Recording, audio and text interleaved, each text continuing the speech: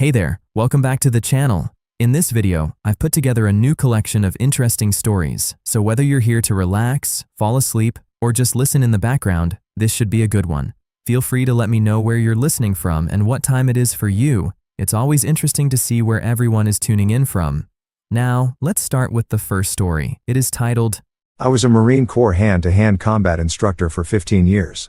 My daughter's boyfriend shouted, "No one can stop me." Then he slapped her. I drove to his gym. His MMA coach laughed. "What are you gonna do, Grandpa?" I smiled. By the time I left, him and 3 of his fighters needed ICU.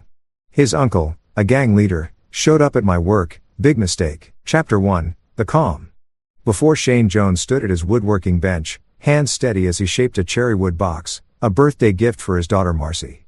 The garage smelled of sawdust and linseed oil, familiar scents that grounded him after 15 years of teaching young Marines how to break bones and end threats. At 48, his beard showed more gray than brown, and his frame carried an extra 30 pounds that soft civilian life had added. But his hands never forgot. They remembered every pressure point, every joint lock, every devastating strike he drilled into thousands of warriors. "Dad." Marcy appeared in the doorway, 22 years old, with her mother's dark hair and his blue eyes. Something was off. She wore a turtleneck despite the California heat. And her smile didn't quite reach her eyes. "Hey, sweetheart, come see this." Shane held up the box, its dovetail joints perfect. "What do you think?" "It's beautiful." She stepped closer, and Shane noticed the careful way she moved, favoring her left side. His instructor instincts kicked in. The same ones that had kept him alive in Fallujah and Helmand Province during his force recon days before he became the Marine Corps' top MC map instructor at Quantico. "How's Dustin treating you?" He kept his tone casual, but his eyes tracked every micro-expression. "He's good. Really good." The pause was half a second too long. "Actually, we're training together now. He's teaching me some boxing basics." Shane's jaw tightened. Dustin Freeman, 26, cocky MMA fighter who trained at some strip mall gym called Titan's Forge. They'd been dating 4 months and Shane had disliked him from the first handshake. Too much grip, too much eye contact, the kind of insecure dominance display that screamed overcompensation. "Marcy." Shane set down his tools. "If anything's wrong." "Nothing's wrong, Dad. I'm not a kid anymore." She kissed his cheek and retreated before he could push further. "Mom needs help with dinner." That evening, Shane sat across from his wife, Lisa, at the dinner table. Marcy's empty chair between them. Lisa, a trauma nurse at County General, had the same worried crease between her eyebrows. "She's covering bruises," Lisa said quietly. "I saw them when I stopped by her apartment yesterday. Finger marks on her upper arm." Shane's knuckles whitened around his fork. "She denied it. Said she bumped into a door frame during a workout." Lisa's voice cracked. "I have seen enough domestic violence victims to know the difference between accident and assault." Shane, the old warrior and Shane wanted to drive to Dustin's gym right then, but 15 years of tactical training had taught him patience. You didn't win fights by charging in blind. You gathered intelligence. You waited for the right moment. You struck when your enemy's guard was down. "I'll handle it," Shane said. "Legally, Shane, promise me." He met his wife's eyes and said nothing. Some promises he couldn't make. Chapter 2. Gathering Storms. 2 weeks crawled by. Shane watched and waited. His surveillance training from Force Recon kicking in.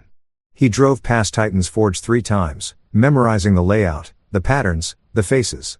Dustin's coach was a loudmouth named Perry Cox, 40-some with a shaved head and neck tattoos. The kind of trainer who confused brutality with discipline. Shane also made calls. His old Marine buddy, Gabriel Stevenson, now a PI in San Diego, ran background checks. "Your daughter's boyfriend is dirty, brother," Gabriel reported over the phone. 3 assault charges that got pleaded down. Restraining order from an ex-girlfriend. And here's the kicker. His uncle is Royce Clark. Shane's blood ran cold. Royce Clark ran the Southside Vipers, a gang that controlled drug distribution and underground fighting circuits across 3 counties. They weren't street-level punks. They were organized criminals with legitimate business fronts and dirty cops on payroll. "Freeman's their prize fighter," Gabriel continued. "They use him in illegal prize fights, betting hundreds of thousands. He loses, people die. He's psychotic in the ring, Shane. 3 opponents hospitalized, 1 with permanent brain damage. Send me everything, Shane. These people aren't some drunk Marines you can straighten out. They're send me everything." That night, Marcy came for dinner. She wore long sleeves again, moved more carefully than before. Shane's wife tried to draw her out, but Marcy picked at her food, jumped when her phone buzzed, checked it constantly with barely concealed fear. After dinner, Shane walked Marcy to her car.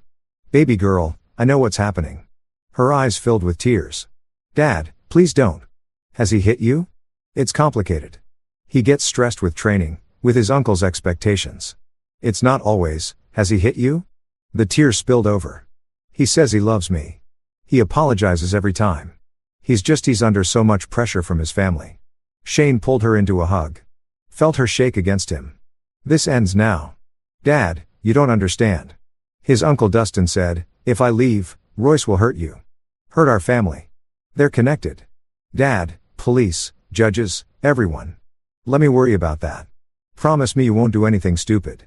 Shane stroked her hair like he did when she was little, scared of thunderstorms. "I promise I'll fix this." That night, he pulled his old Foot Locker from the garage attic.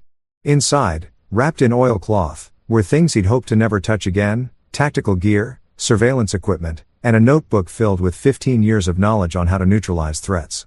The Marine Corps had trained him to be a weapon. It was time to remember how to deploy that weapon. Chapter 3. First Blood. The call came on a Tuesday afternoon. Shane was at his job as a shop foreman at a custom furniture company when his phone rang. Lisa's voice was ice. "Marcy's in the ER. She listed me as her emergency contact." Shane's vision narrowed to a tunnel. "How bad?" "Concussion, bruised ribs, split lip. She says she fell downstairs, but Shane, there are defensive wounds on her forearms. And witnesses saw her arguing with Dustin in the parking lot of his gym an hour ago." The phone cracked in Shane's grip. "I'm on my way." But he didn't go to the hospital. Not yet. First, he drove to Titan's Forge. The gym occupied a converted warehouse on the industrial side of town. Bass-heavy music pounded from inside, mixed with the thud of fists on bags and coaches barking orders. Shane parked and sat for 5 minutes, breathing deeply, finding the cold, calm center he'd cultivated in combat zones. When he walked through the door, the smell hit him. Sweat, testosterone, and arrogance.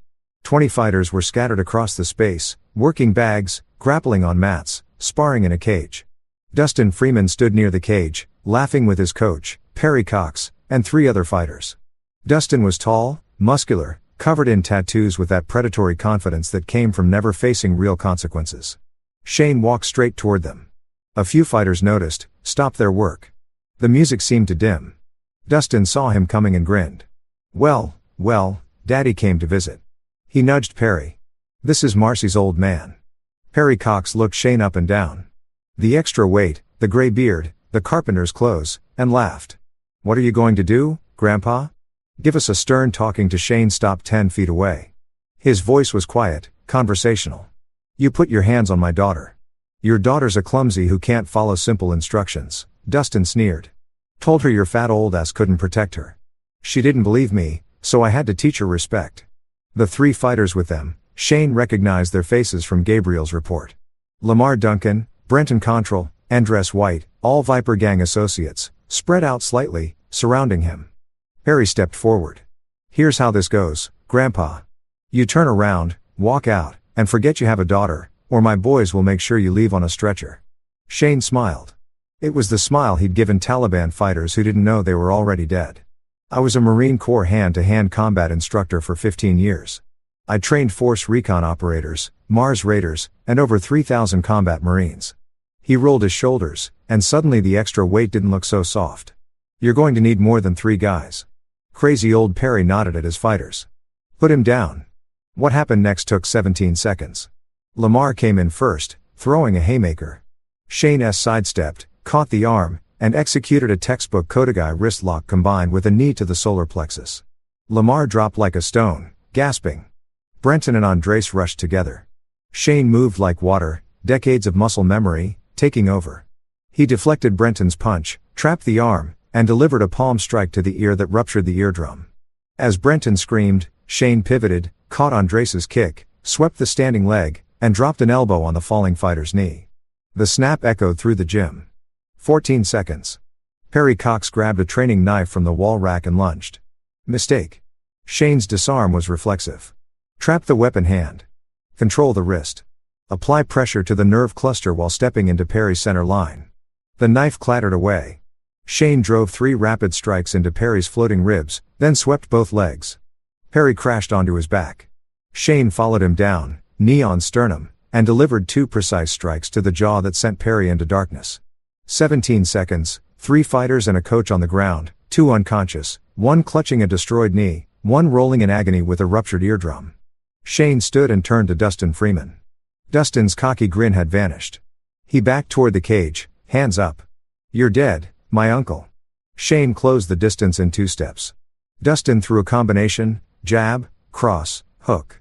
Shane parried each strike, then delivered a front kick to the solar plexus that sent Dustin stumbling backward into the cage wall. Before Dustin could recover, Shane was on him, trapping an arm behind his back. Shane slammed Dustin's face into the chain link once, twice, 3 times. Blood splattered, teeth cracked.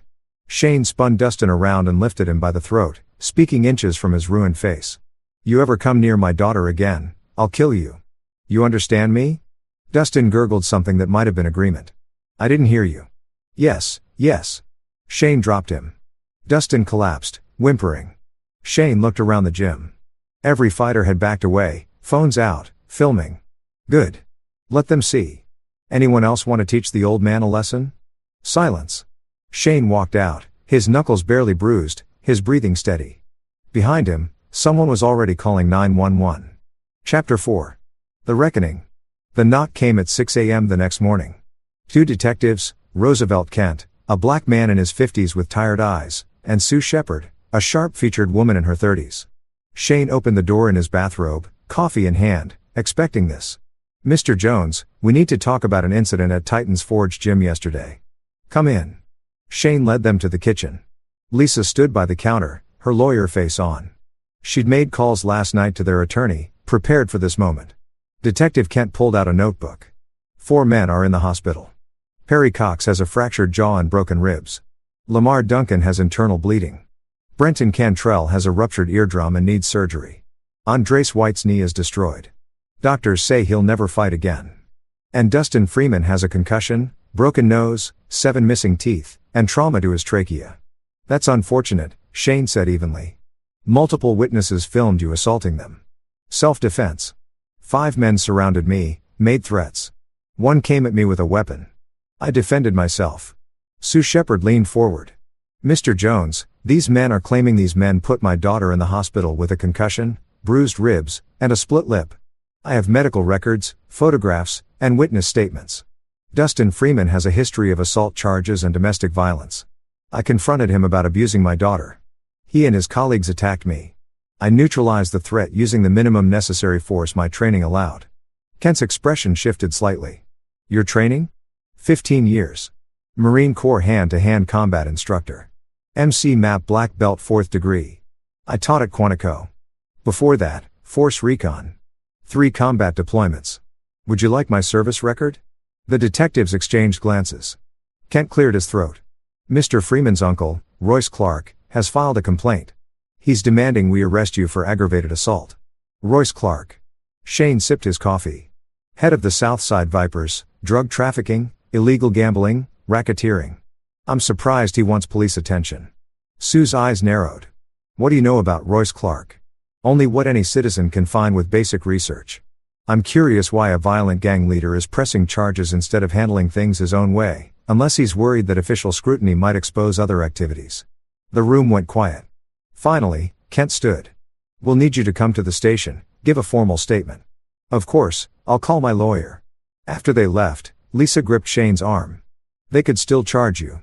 They won't. Too many witnesses saw Freeman's crew surround me. Self-defense is clear. But this isn't over. Shane looked out the window. Royce Clark doesn't call police when his pride is hurt. He makes examples. He was right. That afternoon, Shane's boss called him into the office. Jarvis Ho, the owner of Premium Craft Furniture, looked uncomfortable. Shane, someone came by this morning. Royce Clark. Shane's jaw tightened. What did he want? He said you put 4 of his guys in the hospital. Said, it's bad for business when old men embarrass young fighters. Jarvis wouldn't meet his eyes. He suggested I fire you. Said if I didn't, there might be problems for the company. Vandalism, permits getting held up, inspections, and Shane, you've been with me 8 years. You're the best foreman I've ever had. But this guy, he's connected. My cousin owns a restaurant on South Side. The Vipers shook him down for protection money. When he refused, they burned it down. Insurance ruled it arson, but nobody could prove anything. So, you're firing me. I'm sorry. 2 weeks severance. Good references. But you need to be gone today. Shane drove home, his mind working through scenarios. Royce was escalating, applying pressure, testing defenses. This was psychological warfare. Make Shane's life uncomfortable. Isolate him, then strike when he was vulnerable. Classic gang tactics. But Shane had fought insurgents who used the same playbook. And he'd learned something in the core. When your enemy attacks your flanks, you don't defend. You attack his center. That night, he met Gabriel Stevenson at a diner outside town. Gabriel slid a thick folder across the table. Everything I could find on Royce Clark and the Vipers. The gang runs a dozen legitimate businesses as fronts. Auto shops, nightclubs, a construction company. But the real money comes from underground fighting circuits. They host matches every month. Betting pools reaching $500,000 per event. Fighters aren't regulated. Safety's non-existent. 3 deaths in the past 2 years. Where do they hold the fights? Rotating locations, warehouses mostly. They announced the venue only hours before, mostly to known betterers and associates. Gabriel tapped a page. But here's interesting. The fights are sanctioned through a shell company called Apex Events Management. The owner of record is Perry Cox. Shane studied the documents. Perry's just the front man. Royce controls everything. Right. And Dustin Freeman is their star attraction. He brings in the big bets because he's psychotic. Doesn't know when to stop. 3 opponents ended up brain damaged because Dustin kept hitting after they were unconscious. How many fighters does Royce use? About 20 regulars. Most are gang members or associates. But here's the thing. Royce has been recruiting legitimate MMA fighters lately, offering them huge purses. Some are desperate enough to risk it. Shane's mind assembled a strategy. I need to get inside one of these events. Shane, these aren't amateur boxing matches. People die. And after what you did to Dustin, Royce will have your face circulated to every Viper in the city. Then I'll need a way in they won't expect. Shane smiled coldly. Tell me about the recruitment process. Chapter 5. The Trap. 3 days later, Shane sat in a dive bar called The Cage on Southside territory, nursing a beer and watching D. Dixon work the room. Dixon was one of Royce's recruiters, a wiry man in his 30s who scouted talent for the underground fights. Gabriel's intel said Dixon visited The Cage every Thursday looking for desperate fighters.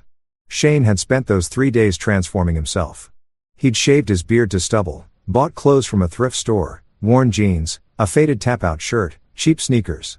He looked like every other washed-up fighter drowning in regret and cheap beer. Dixon approached after Shane's 3rd beer.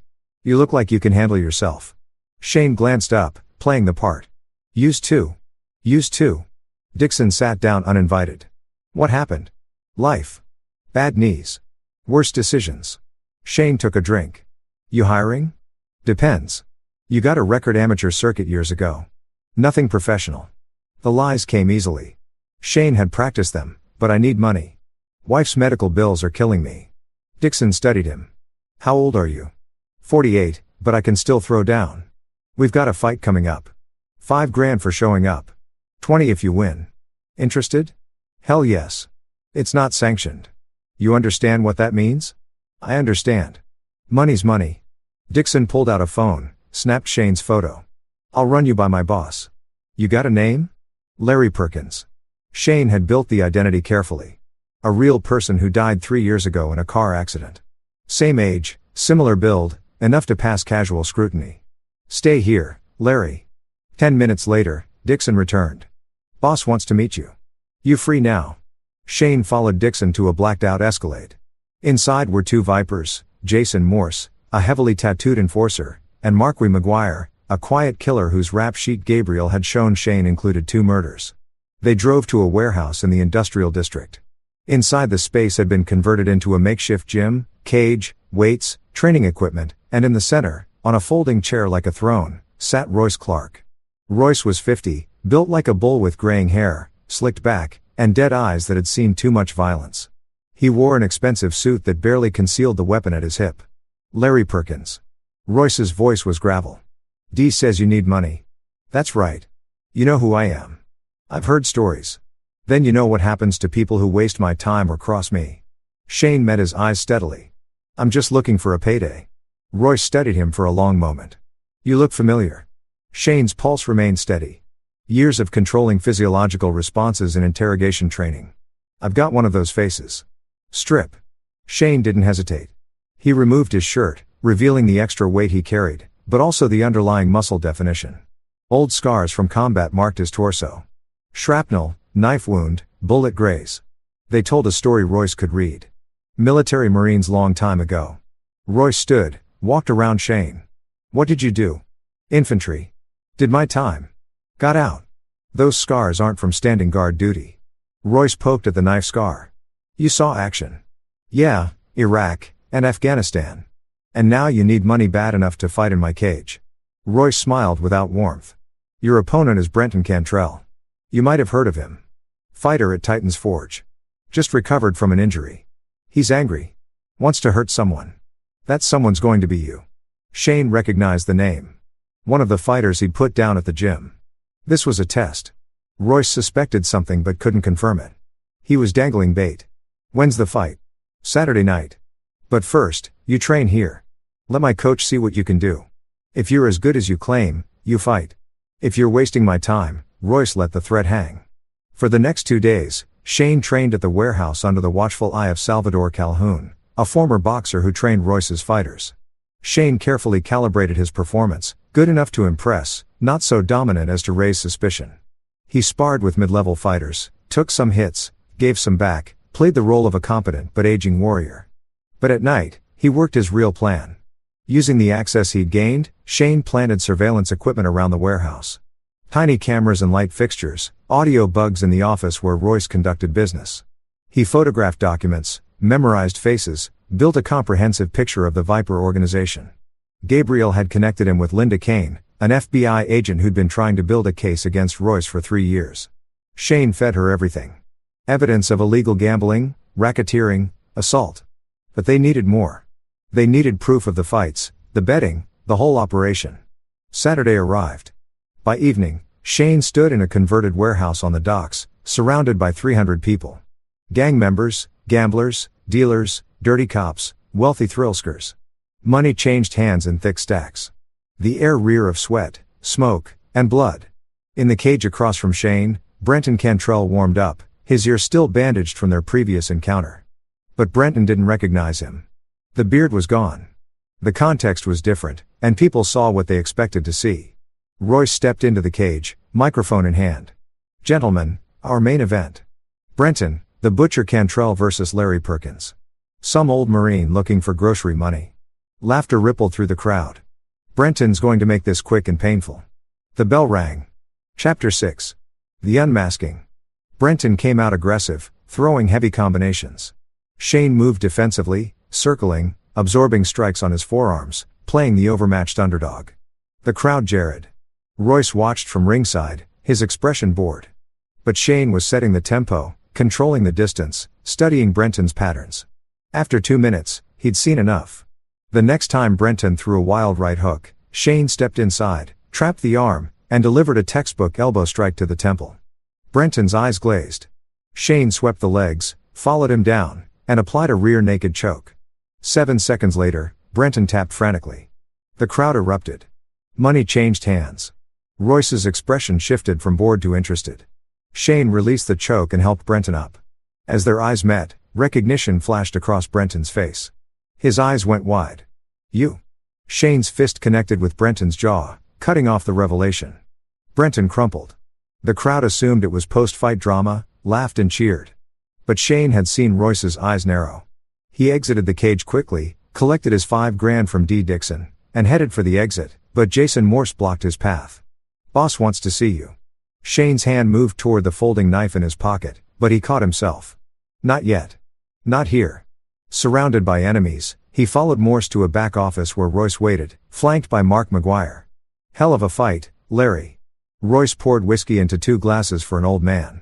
I've still got some moves. Yeah, you do. Funny thing, Brenton seemed to recognize you right before you knocked him out. People mistake me for other people sometimes. Royce slid a photograph across the desk. Shane's stomach dropped. It was a security camera still from Titan's Forge, showing Shane mid-fight with Lamar Duncan. This is from my nephew's gym. 2 weeks ago, some walked in and hospitalized 4 of my guys, including Brenton. Royce tapped the photo. This looks a lot like you, except he had a beard. The room went silent. Mark's hand moved toward his waistband. Shane calculated angles, distances, exits. He was outgunned, but not outmatched. My nephew Dustin is still eating through a straw because of this guy, Royce continued. You know what I do to people who hurt my family? I imagine you make them disappear. Exactly. Royce leaned back. So, here's my problem, Larry. Or should I call you Shane Jones?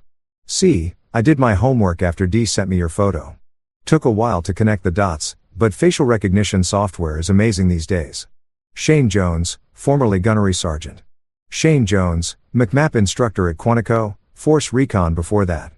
Quite a resume. Shane said nothing. You came into my operation under false pretenses. You humiliated my nephew and my fighters. You cost me money and respect. Royce's voice hardened. That requires consequences. Then why am I still breathing? Royce smiled. Because I'm a businessman. You're a talented fighter and you've got skills I can use. So, here's the deal. You fight for me. Exclusive contract, 20 fights, 50 grand each. You win, you make $1 million, and we forget about Dustin. And if I refuse, your wife Lisa works at County General shift on Thursdays. Your daughter Marcy lives alone in that apartment on Maple Street. Accidents happen, Shane. Terrible random accidents. There it was, the threat he'd been expecting. Shane's face remained neutral, but his mind raced. This was the moment of decision. I need time to think. You've got 60 seconds. Shane stood, walked to the window, his back to them. He could see his reflection in the glass. A tired man carrying too much weight, too many years. But underneath the warrior remained, and warriors didn't negotiate with terrorists. Okay, Shane said. I'll fight for you. Royce's laugh was genuine. Smart man. Welcome to the team. They shook hands. Royce's grip was crushing, a dominance display. Shane matched it, then exceeded it, squeezing until he felt the bones shift. Royce's smile faltered. One condition, Shane said. My family doesn't know about this. As far as they're concerned, I'm working construction in Nevada for 6 months. Done. But you live here. Train here. I need to know where you are at all times. Fair enough. That night, Shane moved into a room above the warehouse gym. Royce assigned Dee Dixon to watch him, ensure he didn't run. But Shane wasn't planning to run. He was planning something far more dangerous. Using the burner phone Gabriel had given him, Shane texted one word, inside.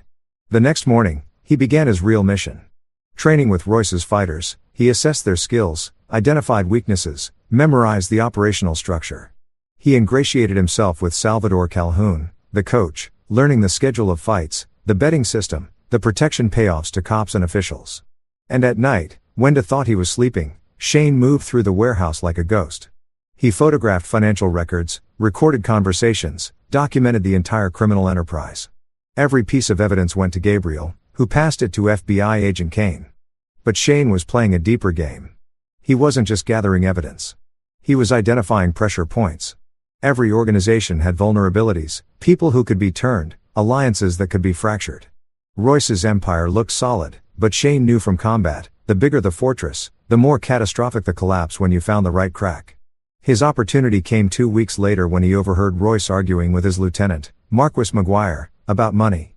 Marquis thought Royce was shorting him on profits. Royce accused Marquis of skimming. The argument ended with threats, but Shane heard the fracture forming. He also learned that Dustin Freeman, still recovering from Shane's beating, was becoming a liability. Dustin had developed a dependency on pain medication, was unstable, paranoid. Royce was losing faith in his nephew. All the pieces were falling into place. Shane just needed to push them in the right direction. Chapter 7. The Long Game. Shane's third fight was against Lamar Duncan, the first fighter he'd put down at Titan's Forge. This time, Shane didn't hold back. He dismantled Lamar in 90 seconds with a combination of strikes and submissions that left the crowd stunned and Lamar unconscious. Afterward, Royce pulled him aside. You're making me a lot of money, Shane. The odds were 8-1 against you. I cleaned up. Glad I could help. You know what I think? Royce lit a cigar. I think you could beat my nephew in his prime. Hell, you could probably beat anyone in this organization. Probably. Why'd you really come here? And don't give me that grocery money. Shane had been waiting for this question. Dustin put my daughter in the hospital. I went to his gym to teach him a lesson. You escalated by threatening my family and getting me fired. So, I infiltrated your operation to find leverage. The honesty surprised Royce. That's it. Revenge. I'm a simple man with simple motivations. And now I'm making money and my family is safe. Seems like a fair trade. Royce studied him. You're either the smartest man I've met or the dumbest. I can't decide which. Maybe both. Over the following weeks, Shane became Royce's favorite fighter. His cage record undefeated at 7-0. But more importantly, he became trusted. Royce brought him into planning meetings, asked his tactical advice, even had him train younger fighters. Shane used every opportunity. He planted seeds of doubt, subtle manipulations that played on existing tensions. He mentioned to Mark that Royce had called him unreliable. He told Dee that Mark was planning to branch out independently. He suggested to Salvador that Royce was planning to replace him with a younger coach. None of it was true, but Shane understood human psychology. People believed what confirmed their existing suspicions, and in a criminal organization built on paranoia and violence, suspicion spread like cancer. Meanwhile, FBI agent Kane built her case. Shane's evidence had given her enough for warrants, surveillance authorization, wiretaps. She had everything except the timing. We can take them down now, she told Shane during a clandestine meeting at a truck stop outside town. We've got RICO charges: racketeering, illegal gambling, assault, conspiracy. Not yet, Shane said. Royce has cops and judges in his pocket. He'll walk or get a light sentence, be back on the streets in 2 years. We need to hit him when he's completely vulnerable. What are you planning? Something Royce will never see coming. Just be ready to move when I give the signal. The signal came 2 weeks later. Shane had learned that Royce was planning his biggest fight yet, a title match between Dustin Freeman and a Russian fighter named Andre, with betting pools expected to exceed $2 million. Every major player in the criminal underworld would attend. Every dirty cop, every corrupt official, every gang leader Royce did business with. It would be the biggest gathering of criminal enterprise in the city's history. It would also be their last. Shane approached Royce with a proposition. I want to fight Dustin. Royce laughed. You beat my nephew unconscious already. Exactly. The rematch would draw massive betting. You'd make a fortune. Dustin's not ready. He's still recovering. Unstable. Then let me fight the Russian Andre. Royce's expression shifted to genuine surprise. You serious? Andre is a killer. He's 6 feet 5 inches, 260, professional heavyweight. He's destroyed everyone we've put against him. I can beat him. You're 50 pounds lighter and 20 years older. I know what I'm doing. Royce considered this. The odds would be astronomical. If Shane won, Royce would make millions. If Shane lost, well, Royce would still make money and he'd be rid of a potential threat. Okay, Royce said finally. You fight Andre, but we do it right. Huge promotion, massive betting pool. This will be the event of the year. Perfect. Shane had 1 month to prepare. During that month, he trained harder than he had in 15 years, shedding weight, sharpening techniques, rebuilding the weapon he'd once been. But he also finalized his other preparations. Gabriel flew in from San Diego with equipment, cameras, recording devices, encrypted communications. Agent Kane positioned FBI tactical teams around the city. Local police, the clean ones who weren't on Royce's payroll, were briefed and put on standby. And Shane made one final call to his wife. Lisa, I need you to trust me. On Saturday night, take Marcy and go to your sister's in Oregon. Don't ask questions. Don't tell anyone. Just go. Shane, what are you doing? Fixing things. I'll call you when it's over. I love you. Shane, I love you, Lisa. Tell Marcy I'm proud of her. He hung up before she could respond. Chapter 8. The Architect's Design. Saturday night arrived like Judgment Day. The warehouse on the docks had been transformed into an arena packed with over 500 people. The betting pool had reached $3 million. Every criminal element in the city was present, drawn by greed and spectacle. Shane stood in the makeshift locker room, wrapping his hands when Dustin Freeman entered. Dustin's face had healed poorly, his nose crooked, gaps where teeth used to be. His eyes held a manic gleam. I know what you're doing, Dustin said. You think you're clever, infiltrating my uncle's operation, but you're going to die tonight. Andre is going to kill you, and I'm going to watch. Shane finished wrapping his hands. Your uncle's going to prison tonight. You are, too. And the woman you put in the hospital, she's never going to see you again. You have no idea who you're with. I'm with a coward who hits women and hides behind his uncle. I'm with a failed fighter who needs drugs to get through the day. I'm with a punk who's about to watch his entire world collapse. Dustin's fist came fast, but Shane was faster. He caught the wrist, twisted, and slammed Dustin face first into the locker. You're going to sit there and stay quiet. Move again. I'll break your arm. Dustin whimpered and nodded. In the arena, Royce stood in the cage with a microphone. Ladies and gentlemen, criminals and degenerates, welcome to the fight of the century. The crowd roared. In this corner, our champion, Andrei, the Siberian Bear, Volov. Undefeated, unstoppable, unbeatable. Andrei climbed into the cage, massive, scarred, empty-eyed, a killer who enjoyed his work. And the challenger, a man stupid enough to think he can win. Shane, the instructor Jones. Shane entered the cage to mixed reactions. Some cheers from those who'd bet on the underdog. Mostly jeers from those who knew he was doomed. Royce approached Shane one last time. Last chance to back out. I'm good. Your funeral. Royce exited the cage. The referee, one of Royce's guys, gave perfunctory instructions. Shane and Andrei touched gloves. Andrei's grip was crushing. His eyes promised death. The bell rang. Andrei charged like a bull, throwing massive hooks and overhands. Shane evaded, circled, making Andrei chase him. The crowd grew restless. They wanted blood, not dancing. But Shane was fighting a different fight. He wasn't trying to win. Not yet. He was waiting for his signal. It came 3 minutes into the first round. The warehouse lights flickered once, twice, then steady. Gabriel's signal. Shane changed tactics. He stopped evading and started attacking. A low kick to Andrei's lead leg, a jab to the body, a hook to the liver. Andrei grunted, surprised by the sudden offense. Shane pressed forward, his strikes precise and devastating. Liver shots, leg kicks, body punches. The Russian's mass was his weakness. Shane was faster, more technical, more efficient. Andrei tried to clinch, use his size advantage. Shane anticipated, dropped levels, and executed a perfect double leg takedown. On the ground, Shane was in his element. He moved to mount, postured up, and rained down elbows.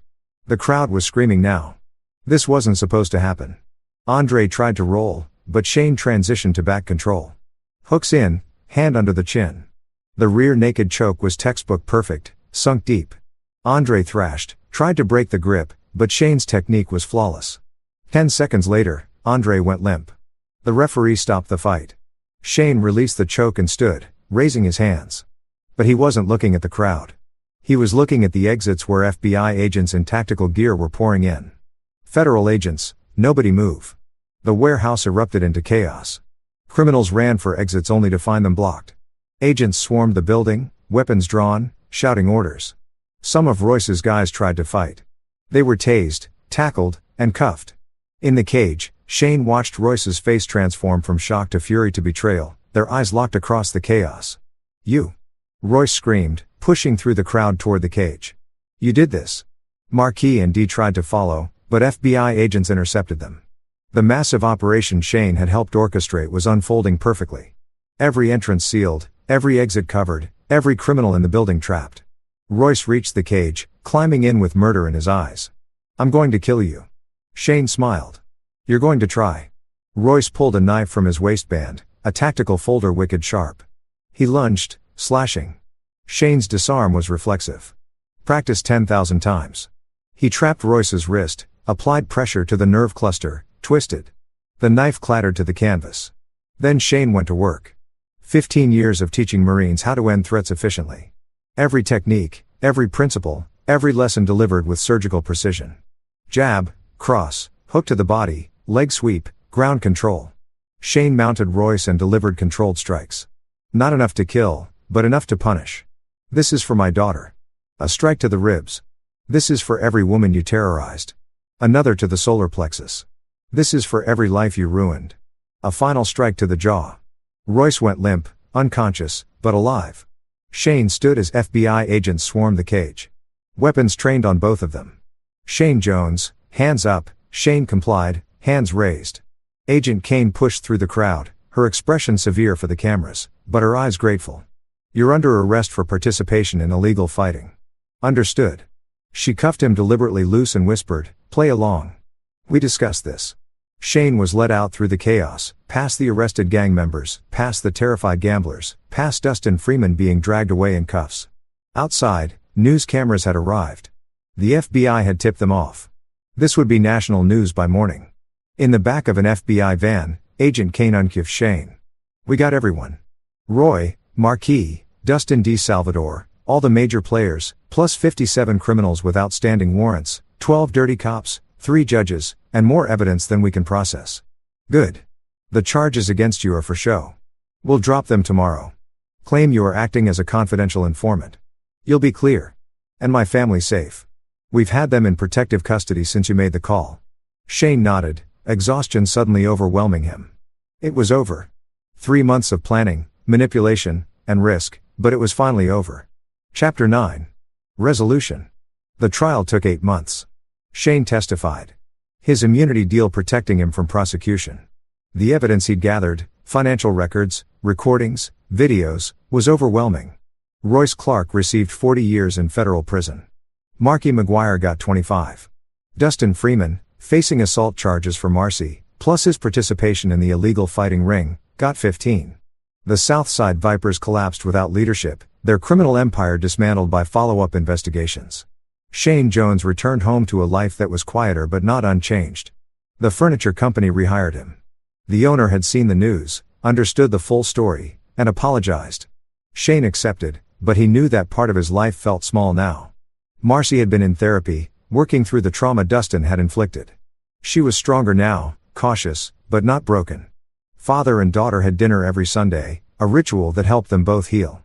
One evening, 3 months after the trial, Shane sat on his porch with Lisa, watching the sunset.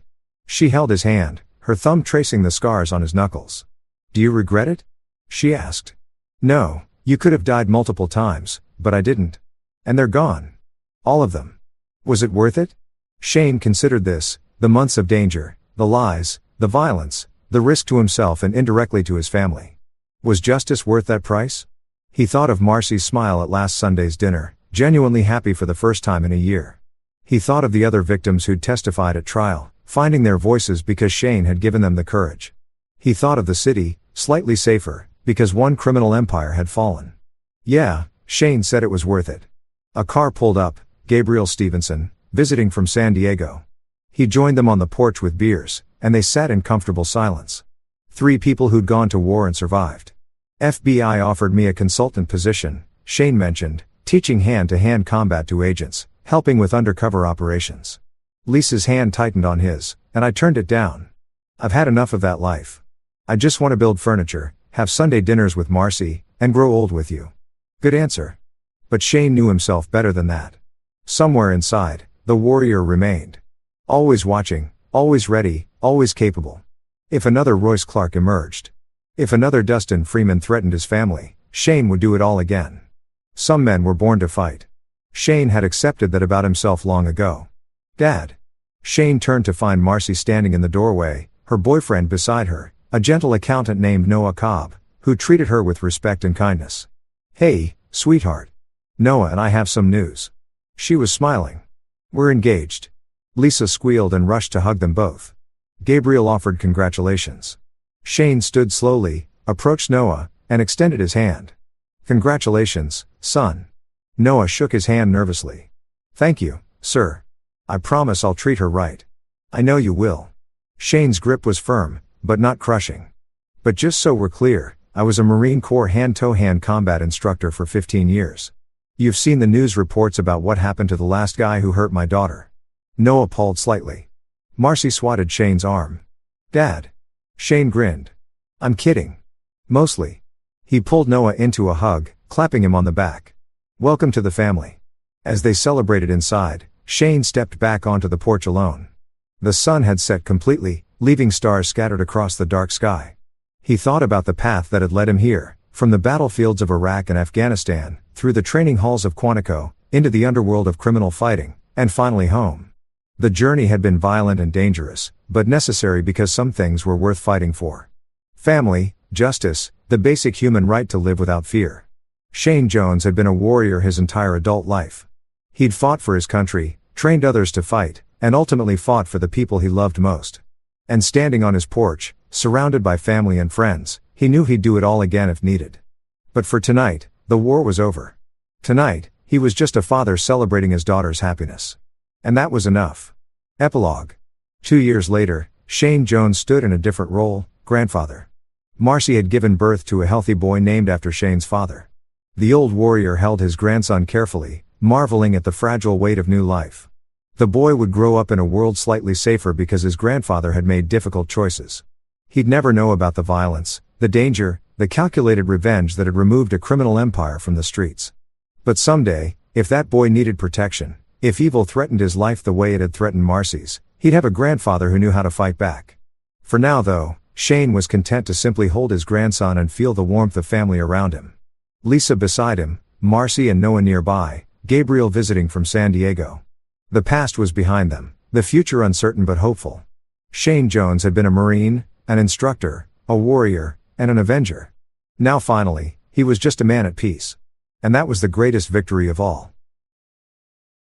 And that concludes this story. That was a pretty wild one if you ask me. Let me know what you think about it in the comments. Now, let's get right into the next story. It's titled, My wife forgot to buy my plane tickets to her sister's wedding that I paid for in Hawaii. Sorry, honey. We forgot to book your seat and the hotel room for you, and now everything is booked. I was the only family member left out. I just said that happens. Then I disappeared for a year, and the kitchen smelled like burnt toast and regret that morning, though I didn't know it yet. I was drinking my third cup of coffee, black, the way I'd learned to take it during those early years when we couldn't afford cream. When Sarah came downstairs with her phone pressed against her chest like a secret.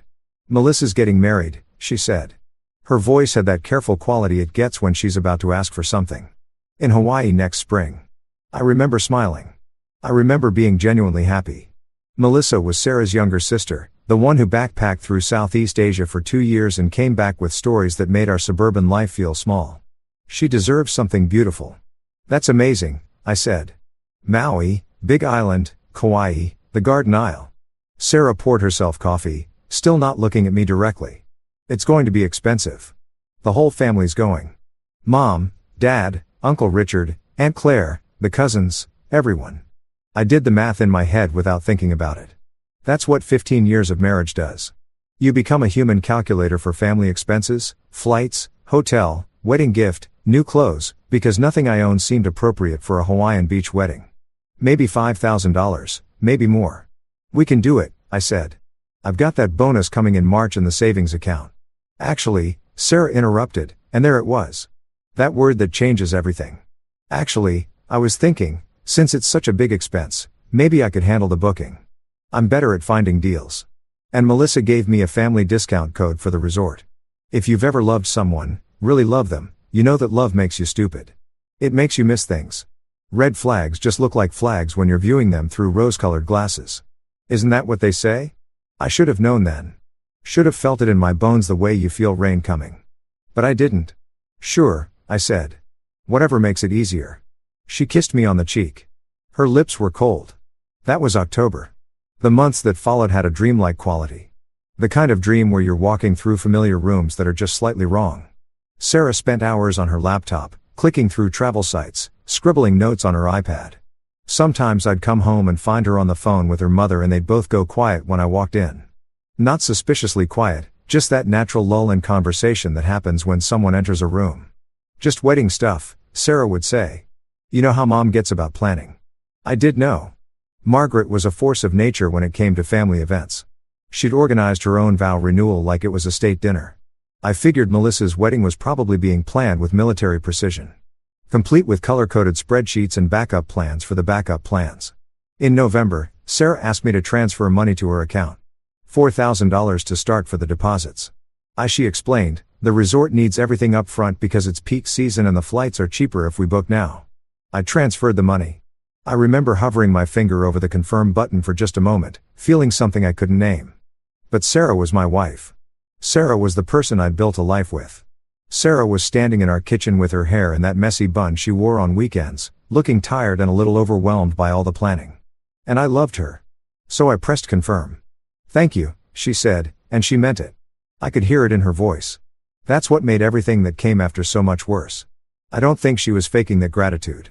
I think she genuinely appreciated me funding my own exclusion. December came with its rituals. We bought a Christmas tree from the lot down the street, the one that smells like pine and hot chocolate. We strung lights around the windows. We wrapped presents for each other and her family and my family, and everything felt normal.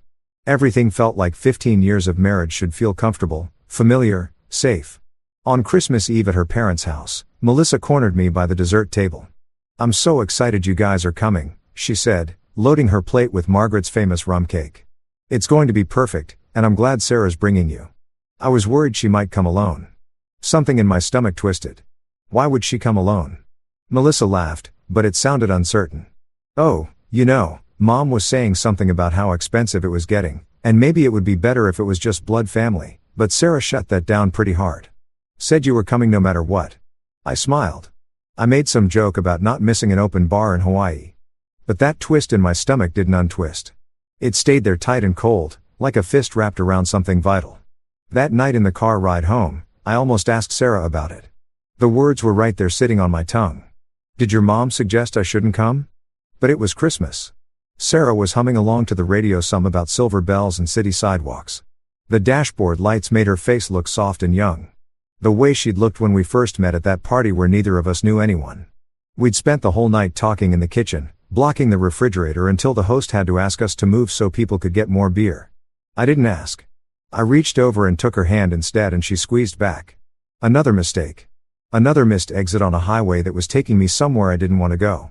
January was a blur of work and cold and Sarah taking phone calls in the other room. February came with Valentine's Day. I got her the perfume she'd been wanting. She got me a watch I'd never wear because it was too nice for my daily life. We had dinner at the Italian place downtown, the one where the waiter knows our order. 2 months until Hawaii, Sarah said, twirling pasta around her fork. "I can't wait. I'm so pale. I'm practically transparent." "Did you finalize all the bookings?" I asked. "MHM. All set. I'll forward you the confirmation emails when we get home." She never did. But again, love makes you stupid. Trust makes you blind. I was working 60-hour weeks on a project that was eating my life. I'd come home exhausted, eat whatever Sarah had ordered or made, and collapse into bed. The wedding was there on the horizon. But it felt distant. Real life was the project, the deadlines, the endless meetings. The wedding was a vacation. The wedding was later. March arrived like a promise. My bonus came through, larger than expected. I transferred another $2,000 to Sarah's account without her even asking. She seemed stressed, distant, spending more time at her sister's apartment and helping with wedding prep. I figured that was normal. I figured I was being a good husband by not complaining about the late dinners and the distracted conversations. One night about 3 weeks before we were supposed to leave, I was lying in bed scrolling through my phone when I decided to look up the resort just out of curiosity.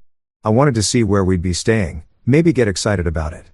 The project was finally winding down. I could feel my brain starting to unclench. The Kauai Paradise Resort, 5 stars, ocean view rooms with private balconies, an infinity pool that seemed to pour directly into the Pacific. I could picture Sarah and me there, drinks in hand, watching the sunset. Maybe this would be good for us.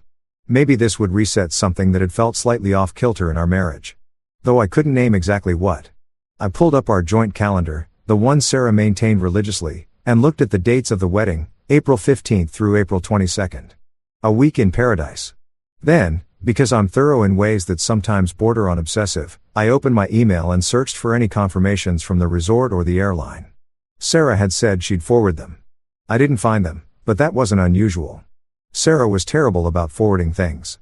She probably thought she had and forgot. I thought about texting her.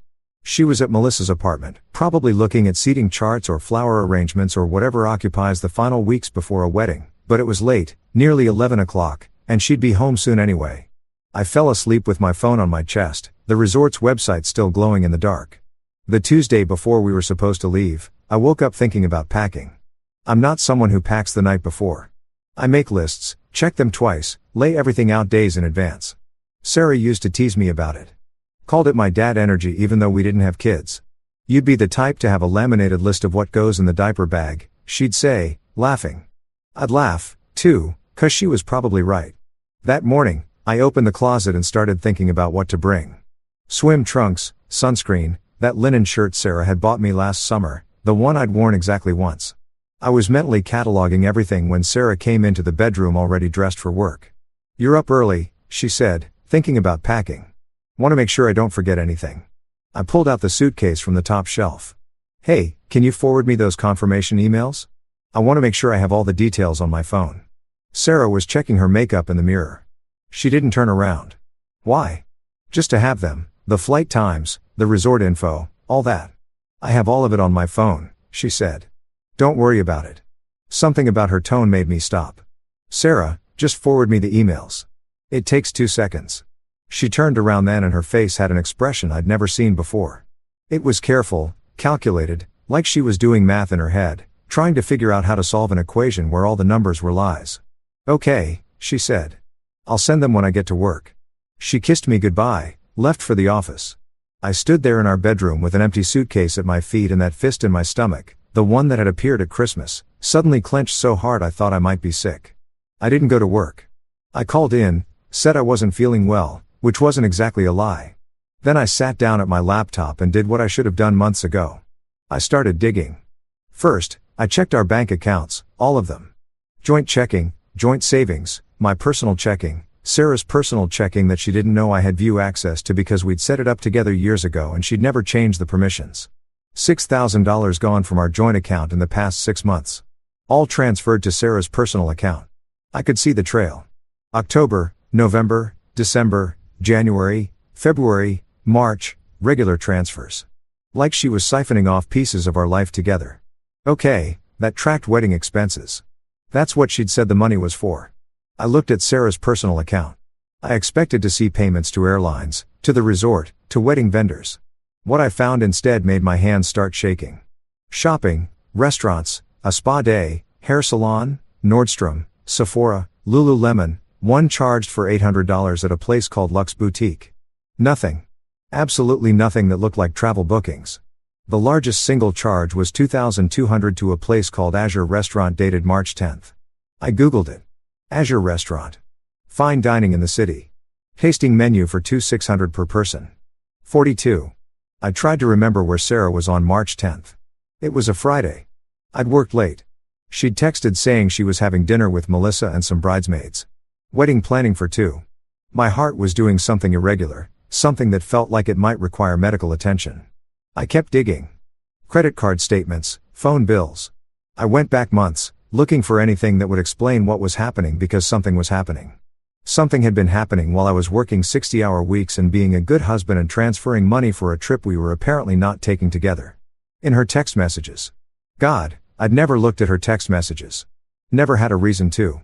I found a thread with her mother. Recent messages from last week. "Margaret, are you sure about this? It seems cruel." "Sarah, it's not cruel. It's just easier this way. Less awkward." "Margaret, he's going to find out eventually." "Sarah, not until we're gone, and by then it won't matter." "Margaret, I still think you should tell him." "Sarah, Mom, drop it. Please. This is what's best." I read those messages 10 times, 20 times, trying to make them mean something else, trying to bend reality into a shape where my wife wasn't planning something that required my ignorance to work. Then I found it in an email folder I almost missed, buried under spam and store promotions. An email from Hawaiian Airlines, dated December 15th, confirmation for 6 tickets. Margaret Johnson, Richard Johnson, Claire Chen, David Chen, Sarah Anderson, Melissa Johnson. 6 tickets, not 7. I wasn't on the flight. I had never been on the flight. I sat there for a long time. Minutes, hours, I don't know. The laptop screen went dark and I didn't move to wake it up. Outside, I could hear our neighbor mowing his lawn. Someone drove by with their bass too loud. Normal Tuesday sounds in a world that had just cracked open. When I could move again, when I could breathe again, I checked the resort.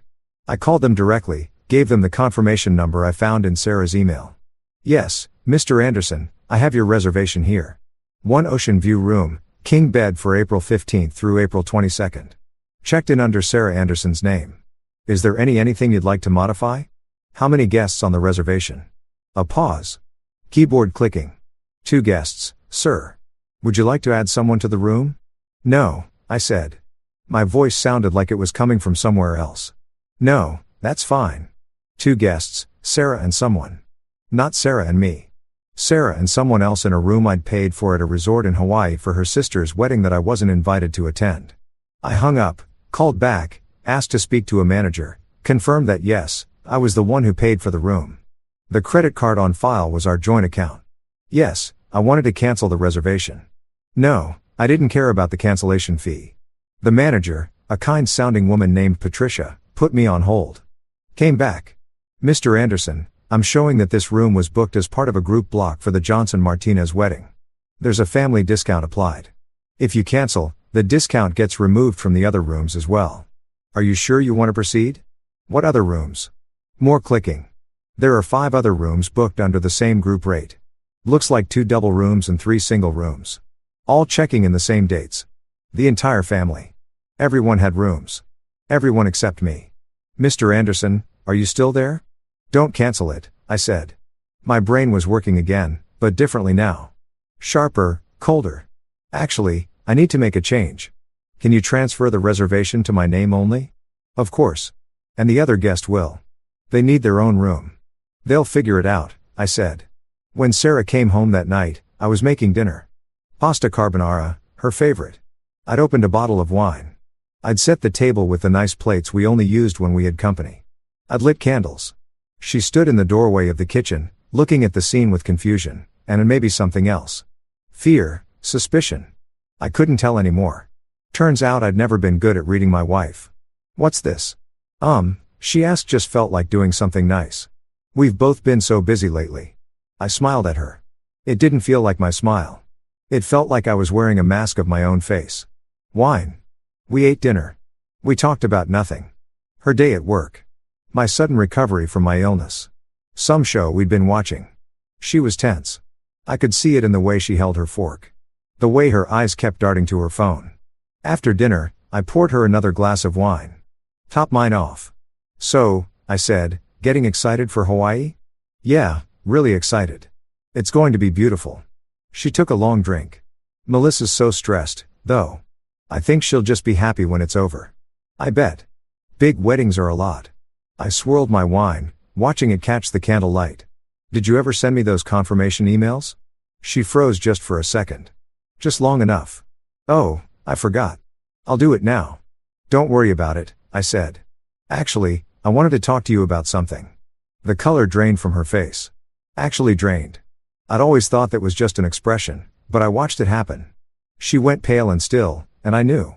In that moment, I knew everything. I've been thinking, I continued, keeping my voice light, conversational. The project is wrapping up at work, and I'm exhausted. Like really exhausted. Burned out. She nodded slowly. Didn't speak. So, I was thinking maybe I should take some extra time off. Not just the week for the wedding, but maybe more. Or maybe a lot more. I met her eyes. Maybe I should take some time to really figure some things out. What things? Her voice was barely above a whisper.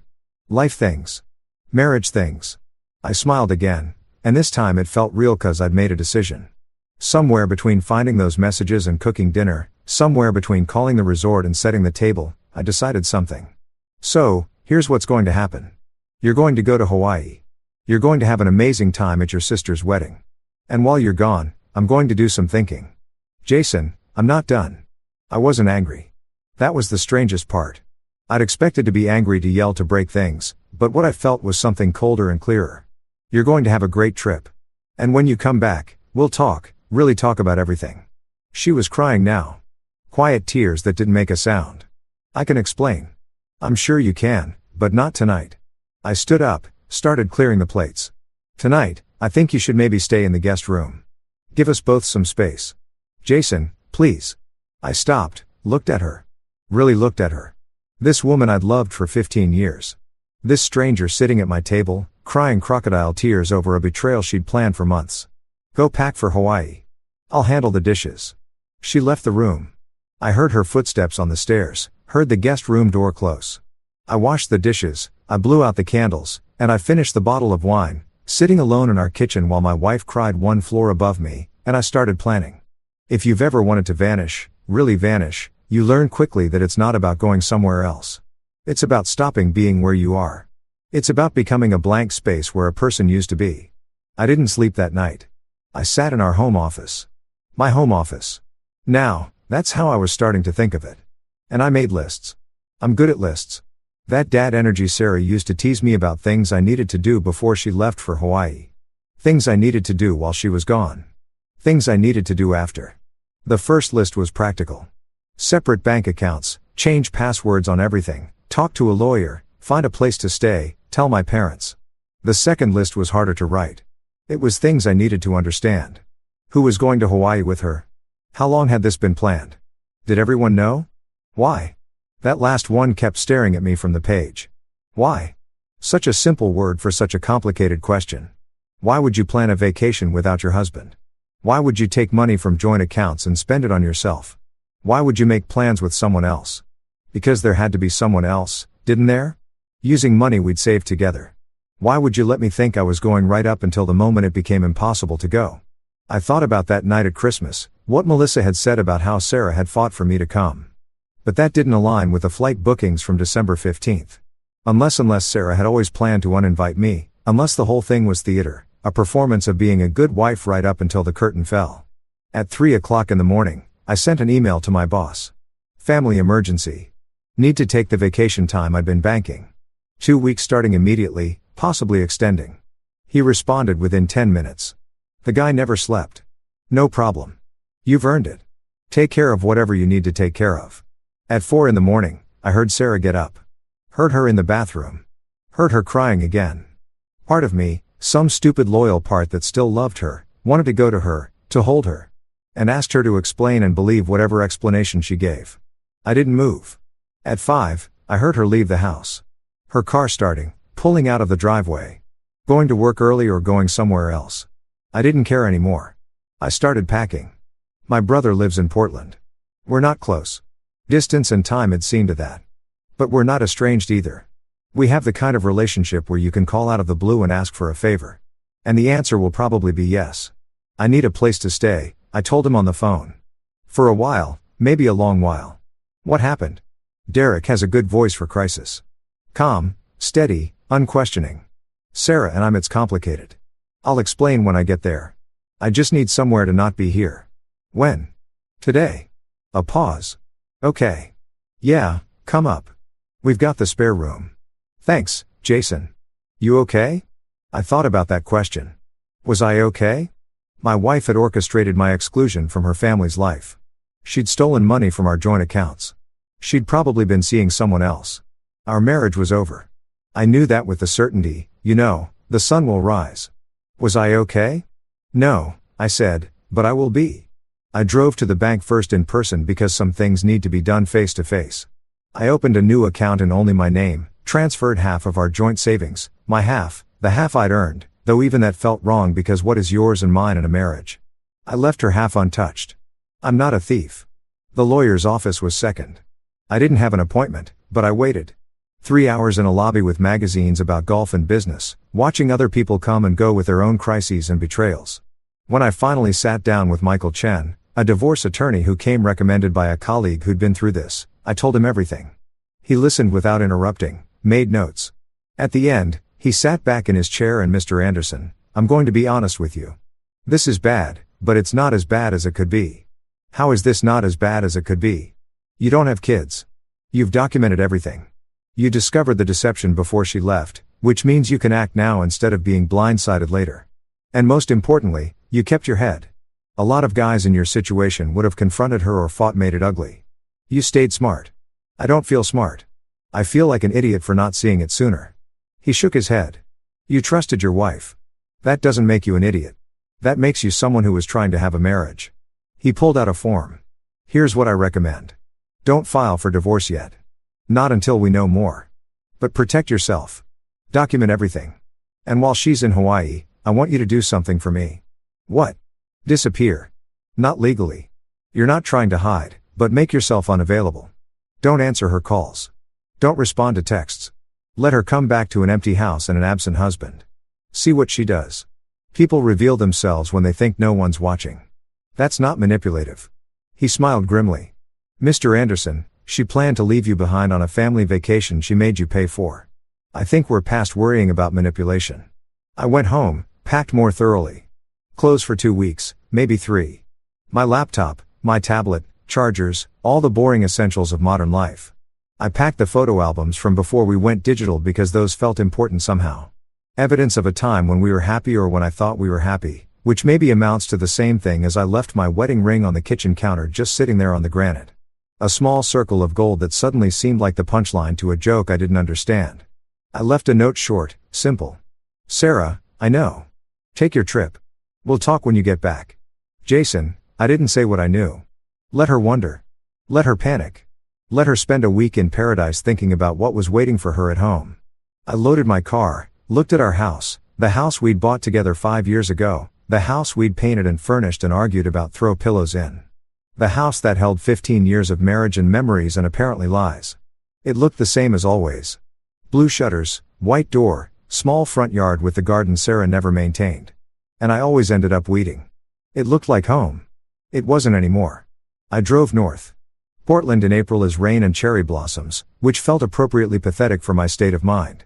Derek's house was in a neighborhood I didn't know, full of craftsman homes and coffee shops with names like Grounded and Beautiful Day. His wife Amy met me at the door with a hug and no questions, which I appreciated more than I could express. Guest rooms upstairs, she said. Fresh sheets, clean towels. You need anything, just ask. Thanks. We're here for you. Whatever you need, however long you need. I unpacked in a room that wasn't mine, in a house that wasn't mine, in a city that wasn't mine. Everything felt temporary, borrowed, like I was house-sitting my own life. That first night, dear Eric brought me a beer and sat on the edge of the guest bed. You want to talk about it? Not yet. Okay, but when you do, I'm here. He left me alone. I sat in the window and watched rain fall on a street I'd never walked down in a neighborhood I'd never seen. And I felt like I'd accomplished something. I'd extracted myself. I'd created distance. Now I just had to figure out what to do with it. Sarah left for Hawaii on Thursday. I knew because I still had access to our shared calendar and because at 6 a.m. that morning, my phone started buzzing with calls and texts. I didn't answer. Sarah. Jason, please pick up Sarah. We need to talk before I leave. Sarah, please. Sarah, I'm sorry. Sarah, call me. I turned my phone face down and went for a run. Portland was hills and rain and I wasn't used to either. But the burning in my lungs felt good. It felt like something I could control. When I got back, I had 17 missed calls and a voicemail. I listened to it once. Jason, I don't know what to say. I know you're angry. You have every right to be angry. Can we please talk before I leave? I need to explain. It's not what you think. It's please call me back, please. Her voice was thick with tears. Real tears, probably. Sarah had always been good at real tears. I deleted the voicemail, blocked her number, blocked her mother's number, blocked Melissa's number. Michael Chen had said to disappear, so I disappeared. The days in Portland had a strange rhythm. I'd wake up early before dear Eric and Amy and make coffee in their kitchen. I'd sit at their breakfast nook and look at their pictures on the walls, their wedding, their honeymoon in Thailand, various holidays and birthdays, evidence of a functional marriage, proof that it was possible. Derek worked from home, something tech-related that I didn't fully understand. Amy was a nurse, gone for 12-hour shifts that left her exhausted, but somehow still cheerful. They'd been married 8 years. They still kissed goodbye every morning. They still asked about each other's days. I watched them the way you'd watch a nature documentary about some exotic species. Here we see the married couple in their natural habitat, communicating openly and honestly, treating each other with respect and affection. You look like you're taking notes, Amy said one morning, catching me staring. Maybe I am, trying to figure out what I did wrong.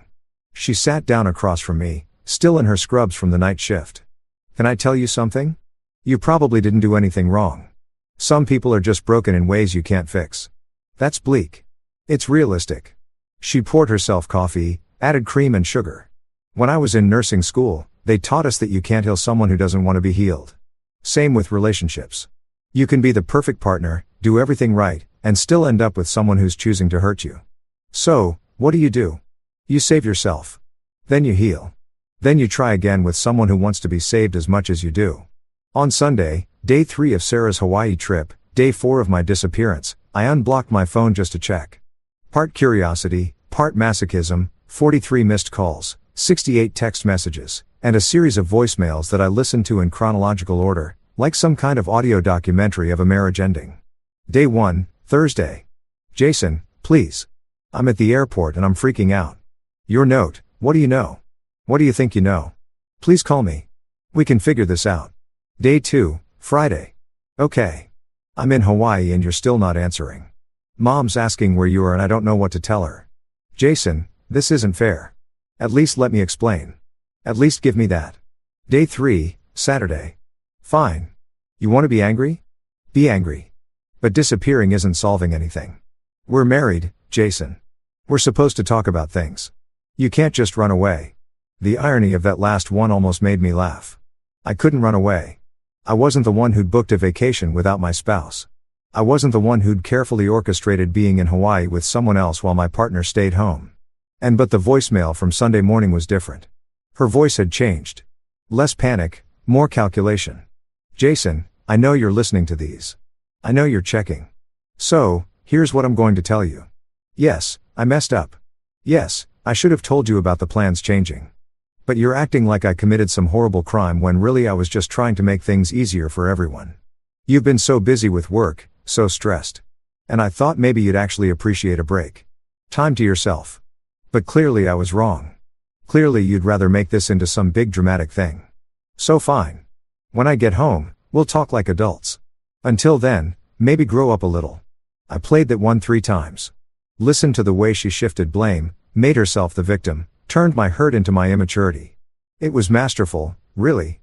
The way she could twist reality until up was down and black was white. I called Michael Chen. She's gaslighting me. I said, they usually do. You recording these voicemails? Yes, good. Keep them all and stay disappeared. Don't give her anything to work with. I started walking Portland miles and miles every day, learning the city through my feet.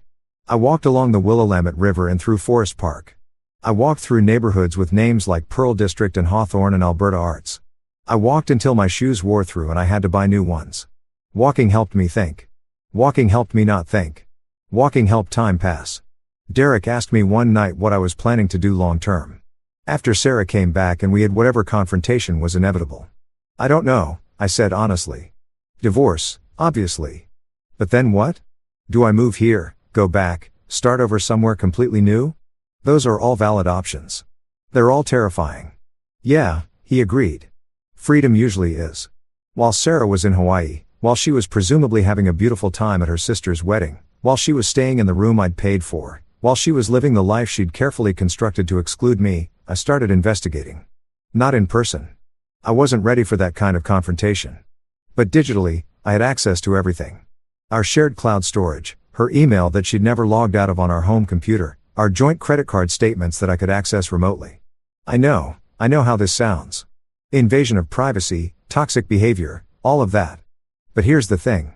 She'd already invaded my entire life. She'd already excavated our marriage and filled it with lies. So, I did what she'd done to me. I dug through the rubble looking for truth. What I found was worse than I'd imagined. Also better, also more complicated. The credit card charges painted a picture. Azure Restaurant, that $1,200 dinner on March 10th, had a review site where people posted pictures of their meals, couples holding hands over candlelit tables. Romantic atmosphere, perfect for anniversaries and proposals, said the reviews. Sarah and who? I found the answer in her email. A change she'd forgotten to delete or maybe thought I'd never see. Between her and someone named Marcus. The emails went back 18 months. 18 months. While I was working overtime, while I was transferring money for a vacation, while I was being a husband. The emails started professional. Marcus worked in her office, some kind of consultant role. They moved to friendly, then flirty, then explicit. I didn't read all of them. I didn't need to. I got the shape of it. An affair that had started emotional and turned physical somewhere around last summer. But here's what made it worse. What made it cut deeper? Marcus wasn't going to Hawaii. I found that out through a group email chain about the wedding. Melissa had sent it to family only and Sarah had forwarded it to her personal email. The list of attendees was there. No, Marcus. So, if Marcus wasn't in Hawaii, who was sharing that room with Sarah? Or was she alone? Had she really planned an entire vacation just to get away from me to have space from her marriage using money we'd saved together? I called the resort, used the reservation number, asked Patricia, my friend Patricia who'd helped me cancel and rebook, if she could tell me if anyone had checked into the room. Mr. Anderson, I really shouldn't. Please, I just need to know if she checked in alone. A long pause, the sound of typing. 2 guests checked in, Sarah Anderson and Margaret Johnson. Her mother, according to the booking notes, her mother. Sarah had booked a room for her and her mother with money we'd saved for our life together. She'd planned a vacation with her mom to exclude me, to actively purposefully leave me out of her family. I didn't know whether to laugh or cry, so I didn't either. I just sat there in Derrick's guest room. With rain falling outside and the truth settling around me like snow, I started writing. Not because I'm a writer. I'm not, but because I needed to organize my thoughts outside my head. If they stayed inside, they'd eat me alive. So, I wrote everything down. A timeline of our marriage, a list of red flags I'd missed, questions I needed answered, things I wanted to say when Sarah came home. The document grew to 20 pages, then 30, then more. It became something like a deposition, evidence I was gathering for a trial, where I was both prosecutor and witness. Derrick found me one night at 2 o'clock in the morning typing furiously on my laptop in the kitchen. Can't sleep. Haven't really tried. He read over my shoulder for a minute. That's thorough. I need to understand what happened. I need to see it all laid out. Or maybe you need to accept that you'll never fully understand. Some things don't have the explanations that make sense. That's not good enough. I know. He sat down next to me. But Jason, at some point you're going to have to stop investigating and start healing. And those are different things. He was right, of course, but I wasn't ready to heal. I was still bleeding.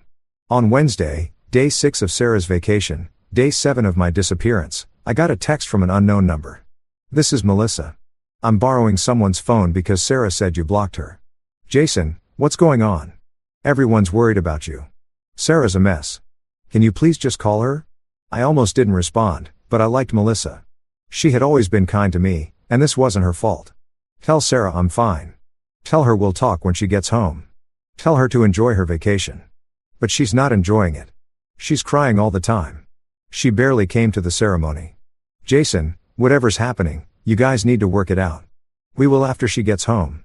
Can you at least tell me what happened? I thought about that. What could I say? Your sister planned a family vacation and didn't include me even though I paid for it. Your sister has been having an affair. Your sister spent 18 months building a separate life that didn't have room for her husband. Ask your sister, I wrote. She knows. I blocked that number, too. The days took on a routine. Morning coffee, long walks, research into my marriage's failure, and evening conversations with Derrick and Amy that danced around the real issues. I was living in a holding pattern, waiting for Sarah to come back so we could have whatever confrontation would end this. But in the waiting, something unexpected happened. I started feeling better. Not happy, not whole, but better. Like I'd been holding my breath for years and was finally, slowly learning to breathe again. I slept through the night for the first time in months. I ate meals without my stomach hurting. I laughed at Derrick's terrible jokes and Amy's hospital stories. I existed without the constant low-level anxiety that had become so normal. I'd forgotten it wasn't how life was supposed to feel. You seem lighter, Amy observed one evening. We were cooking dinner together. Her teaching me how to make proper Thai curry while Derrick worked late. I don't feel lighter. I feel hollow. Maybe hollow is lighter. I thought about that while I chopped vegetables. Maybe she was right. Maybe I'd been carrying so much weight for so long that hollow felt like relief. Sarah came home on a Sunday. I knew 'cause I'd been tracking the flight. I still had access to her email. Still had the confirmation number. Flight 427 landing at 6:35 p.m. I didn't go to the airport. I didn't go home. I stayed in Portland in Derrick's guest room, eating leftover pizza and watching rain streak down the windows. At 8 p.m., my phone started ringing again. Different number. She'd probably borrowed her mother's phone or used a Google number. I didn't answer. At 9:00 p.m. a voicemail. Jason, I'm home and you're not here. Your ring is on the counter. Your note. Jason, where are you? Are you safe? Please, just let me know you're safe. At 10 p.m., another okay, I'm officially freaking out. I called the police, but they said you're not a missing person. You're just gone. Jason, this isn't funny anymore. Come home. Please come home. We need to talk at 11 p.m. Fine, I get it. You want me to suffer. You want me to understand how it feels to not know where someone is or what they're thinking. Point made. You win.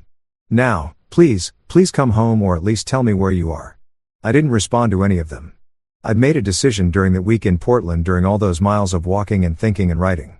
I wasn't going to be reactive anymore. I wasn't going to be the one scrambling to explain or defend or understand. Sarah had made her choices. Now she could live with the consequences. Michael Chen called the next morning. Your wife has been trying to reach me. She's worried about you. She's asking if I know where you are. What did you tell her? That you're my client and she should get her own lawyer. But Jason, at some point you need to talk to her. If only to move forward with the divorce proceedings. I know, just not yet. Fair enough, but don't wait too long. Limbo is comfortable until it's not. I came home on a Tuesday. 3 days after Sarah got back from Hawaii, 12 days after I'd left. It felt both too soon and not soon enough. The drive south was long. 5 hours of highway and rain and mental preparation for a conversation I didn't want to have. Dear Eric had offered to come with me for moral support, but this was something I needed to do alone. Our house looked exactly the same. Same blue shutters, same white door, same weeds in the garden that neither of us had ever been good at maintaining. I sat in my car for 10 minutes just looking at it, trying to remember what it felt like when this was home and not just a building where my marriage had died. Sarah's car was in the driveway. She was home waiting. I grabbed my bag, walked to the door, used my key. The house smelled like her perfume and something cooking. She'd made dinner apparently, an offering, a peace treaty, or maybe just normal life continuing despite everything, which was almost worse. She came out of the kitchen when she heard the door. She looked terrible. Good. Terrible, if that makes sense. Like she'd been crying for days, but had recently showered and put on clean clothes and tried to make herself presentable. Her eyes were red and puffy. Her face was thinner, like she hadn't been eating. Good, I thought, and then hated myself for thinking it. Jason, she said just my name. Like a prayer or an accusation. I couldn't tell which. Sarah. We stood there in our own foyer, two people who'd shared a bed for 15 years, and the distance between us felt insurmountable. Can we talk? She asked. That's why I'm here. She led me to the living room. I sat in the chair, not the couch where we usually sat together, but the chair across from it, creating physical space to match the emotional space. I don't know where to start, she said. How about the beginning? How about when you decided to plan a family vacation without me? She flinched. It wasn't like that. Then what was it like? She took a breath, let it out. When she spoke, her voice was quiet. It started with my mom. She said something about how expensive the trip was getting. And maybe it would make more sense if it was just blood family. And at first, I told her, no, obviously you were coming. You're my husband. But then she kept bringing it up. And Melissa was stressed about the cost. And I thought maybe if you didn't come, if I went with my mom instead, we could save some money. And you'd been so busy with work, so exhausted. I thought maybe you'd actually want a break. So you decided for me. I was going to tell you I was. But then the months kept passing, and I kept chickening out. And then it was too late. The flights were booked, the room was booked, everything was set. I thought maybe I could just tell you at the last minute, and you'd understand. Except you never told me at all. You were going to let me pack, let me show up at the airport and what? Surprised me with the fact that I didn't have a ticket. She was crying now. I don't know. I don't know what I was thinking. I panicked. I made a mistake. What about Marcus? The name hit her like a physical blow. She actually recoiled. What? Marcus, your coworker, your affair? Did you think I wouldn't find out about that, too? That's over. That ended months ago. When? Before or after you took him to his restaurant for a 10,00 dinner using our money? March. It ended in March. That was me ending it. That was me choosing you. I laughed. Actually laughed because it was either that or scream. You chose me by planning a vacation without me. By spending our savings on clothes and spas and everything except what you told me you were spending it on. That's how you chose me. I know how it looks. You know how it looks. Sarah, I saw the emails. 18 months. You've been sleeping with this guy for 18 months. Lying to me for 18 months. And you want me to believe that you chose me? She was sobbing now. That ugly kind of crying where you can't catch your breath. Part of me, that same stupid loyal part, wanted to comfort her, to cross the space between us and hold her and tell her it would be okay. I stayed in my chair. I love you, she said through the tears. Jason, I love you. I made mistakes, terrible mistakes, but I love you. We can fix this. We can go to counseling. We can work through it. Please, please don't give up on us. Do you know what the worst part is? I said, my voice was calm. Eerily calm. It's not even the affair. It's the Hawaii thing. You took something that should have been a happy family occasion and you turned it into this elaborate plot to exclude me. You let me pay for it. $6,000, Sarah. $6,000. And you let me believe I was going right up until the moment you left. You let me think I was part of your family, part of your life, when really you were trying to figure out how to carve me out of it. That's not true. Then what is true?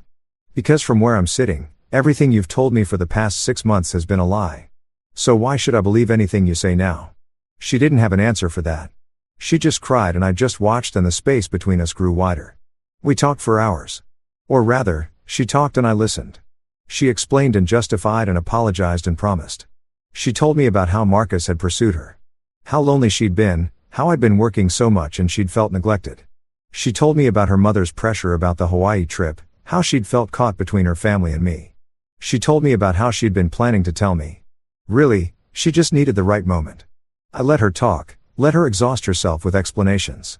And when she was finally done, when she'd emptied herself of words and excuses and apologies, I spoke. I want a divorce. The words hung in the air like smoke and bell final. No. She shook her head. No, Jason. Please don't do this.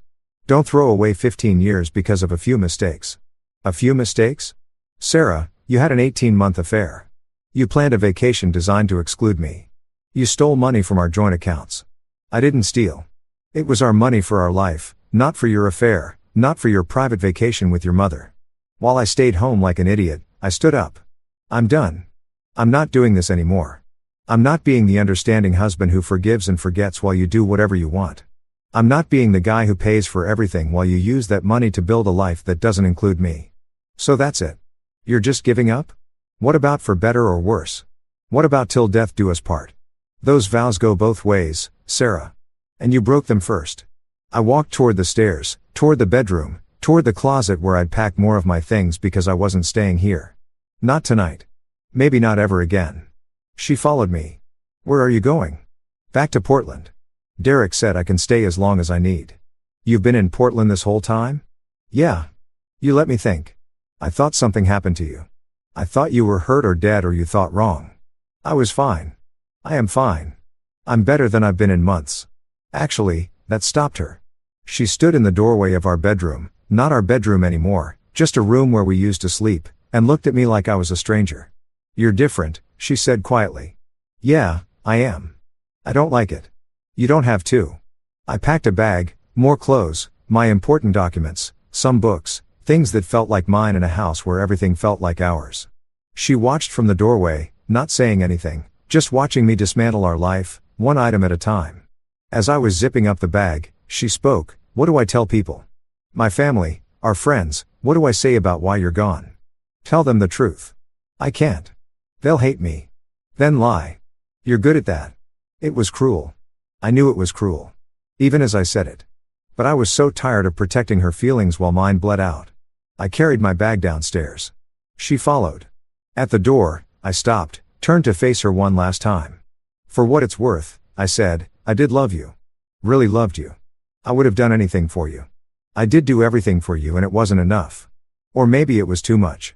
I don't know anymore. But I'm done trying to figure it out. Jason, I'll have my lawyer contact you about the divorce proceedings. Don't call me. Don't text me. Don't show up in Portland. We'll handle everything through lawyers from now on. That's so cold. Yeah, it is. But you know what's colder? Booking a family vacation and deliberately leaving out your husband. You know what's colder? Letting him pay for it while you someone else. So, excuse me if I'm not particularly warm right now. I opened the door, stepped out into the rain, put my bag in the car, started the engine. Through the windshield, I could see Sarah standing in the doorway of our house. Her house now really, because I was never coming back, crying in the porch light. I put the car in reverse, drove away, didn't look back. The divorce took 9 months. 9 months of lawyers and mediations and dividing up a life we'd built together. 9 months of deciding who got the couch and who got the coffee maker and who got the friends we'd made as a couple. 9 months of feeling like I was dismantling myself piece by piece. Sarah fought it at first, contested the divorce, asked for counseling, sent me long emails that I forwarded to Michael Chen without reading. But eventually, somewhere around month 4, she gave up, signed the papers, agreed to the terms. We split everything down the middle. The house sold, the money divided, the life we'd built liquidated and portioned out like we were settling an estate. By the time it was final, by the time I got the document that said I was legally no longer married, it felt anticlimactic. Just a piece of paper saying what I'd already known. That marriage had died the moment Sarah booked that flight to Hawaii without me. I stayed in Portland. Derek and Amy's guest room became my apartment, became eventually my own place. A small one-bedroom in the Pearl District with big windows and hardwood floors and nothing in it that reminded me of Sarah. I got a job at a tech company doing project management using skills I developed over 15 years of marriage to organize other people's chaos. I made new friends. I found a therapist. I started rebuilding. But I wasn't happy. Not yet. I was just less unhappy functioning. Going through the motions of life without actually feeling alive. The therapist, a woman named Dr. Patricia Moore, which made me laugh because what were the odds of another Patricia, told me that healing isn't linear. You're going to have good days and bad days, she said during one of our sessions. Days where you feel like you're moving forward and days where you feel like you're back at the beginning. That's normal. That's how this works. How long does it take? There's no timeline. Some people heal in months. Some people take years. Some people never fully heal. They just learn to live with the scar tissue. That's depressing. It's realistic. But here's the thing, Jason. You get to choose what kind of healing you want. You can be bitter and angry and let this define the rest of your life. Or you can process it, learn from it, and eventually move on. Both are valid responses, but only one of them leads to actual happiness. I thought about that a lot in the months after the divorce was finalized. What kind of healing did I want? What kind of person did I want to be on the other side of this? In month 10, March, again, full circle from when this all started. I got a message on LinkedIn from Melissa. Jason, I hope you're doing okay. I know things ended badly with you and Sarah, and I'm so sorry about my part in all of it. I should have told you about the Hawaii situation. I should have pushed back harder when Mom suggested limiting it to blood family. I should have been a better sister-in-law to you. I just wanted you to know that what Sarah did wasn't okay. I've told her that. We've actually had a huge falling out over it. I can't believe she put me in that position. Made me complicit in lying to you. You deserve better. Also, I don't know if you heard, but Sarah and Marcus are together now officially. They moved in together last month. I thought you should know in case it matters, in case it helps with closure or whatever. Take care of yourself. You're a good person and you deserve good things. Melissa, I read that message 5 times. Sarah and Marcus were together. Of course they were. The affair that ended in March had apparently just been on pause until the divorce was final. Or maybe not even on pause.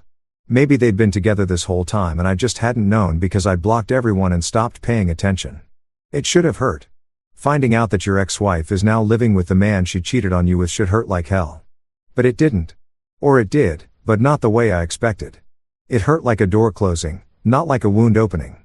It hurt like confirmation of something I already knew, that Sarah had chosen her path and I'd chosen mine, and those paths were never going to cross again. I wrote back to Melissa. Thank you for telling me and for apologizing that you don't owe me that. You weren't the one who made those choices. I hope you and your husband are happy. I hope Hawaii was beautiful. And I hope you know that I never blamed you for any of this. I'm doing okay. Better than okay, actually. Turns out losing everything you thought you wanted is a weird kind of freedom. Take care, Jason. The year anniversary of Sarah leaving for Hawaii, April 15th, fell on a Tuesday. I took the day off work, not because I was sad or angry or nostalgic, but because it felt like a milestone worth marking.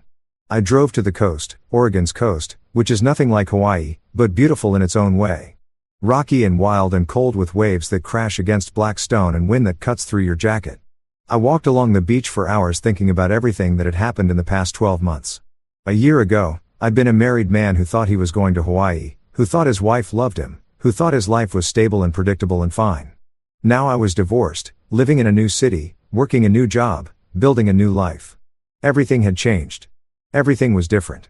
And somewhere in all that change, I'd found something I hadn't expected. Myself. Not the version of myself that had existed in my marriage. The accommodating husband, the understanding partner, the guy who transferred money and asked no questions and believed every lie because believing was easier than doubt. But a different version, harder, clearer, more honest about what I wanted and what I wouldn't accept. Dr. Moore had asked me once what I'd learned from all of this. The marriage, the betrayal, the divorce, the year of reconstruction. I learned that trust has to be earned. I'd said even in marriage, maybe especially in marriage. What else? I learned that love isn't enough. You can love someone completely and still lose them. You can love someone and they can still hurt you. Love doesn't protect you from anything. That's pretty cynical, maybe, but it's true.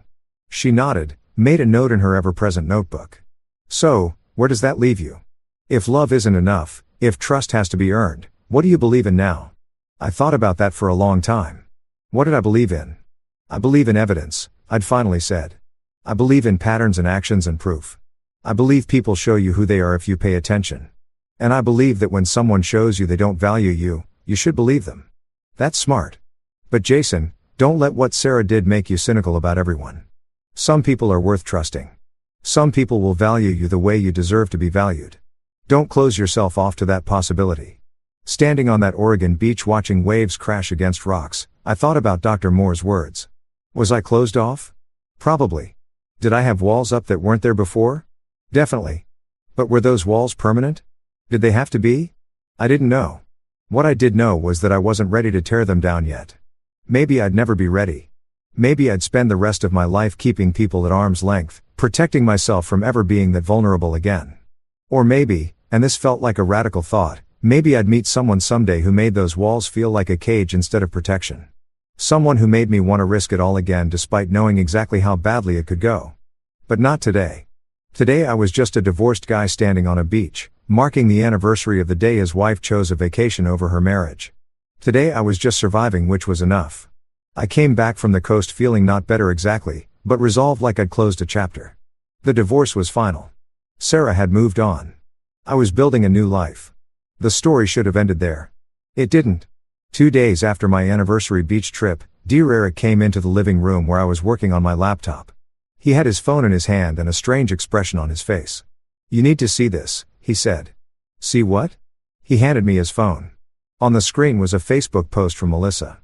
Public, visible to everyone. It was a photo of her and her husband on a beach in Kauai, sunset in the background, both of them smiling, beautiful. But that wasn't what dear Eric was showing me. It was the comment thread underneath, specifically a comment from Sarah's mother, Margaret, responding to someone who'd asked about the wedding.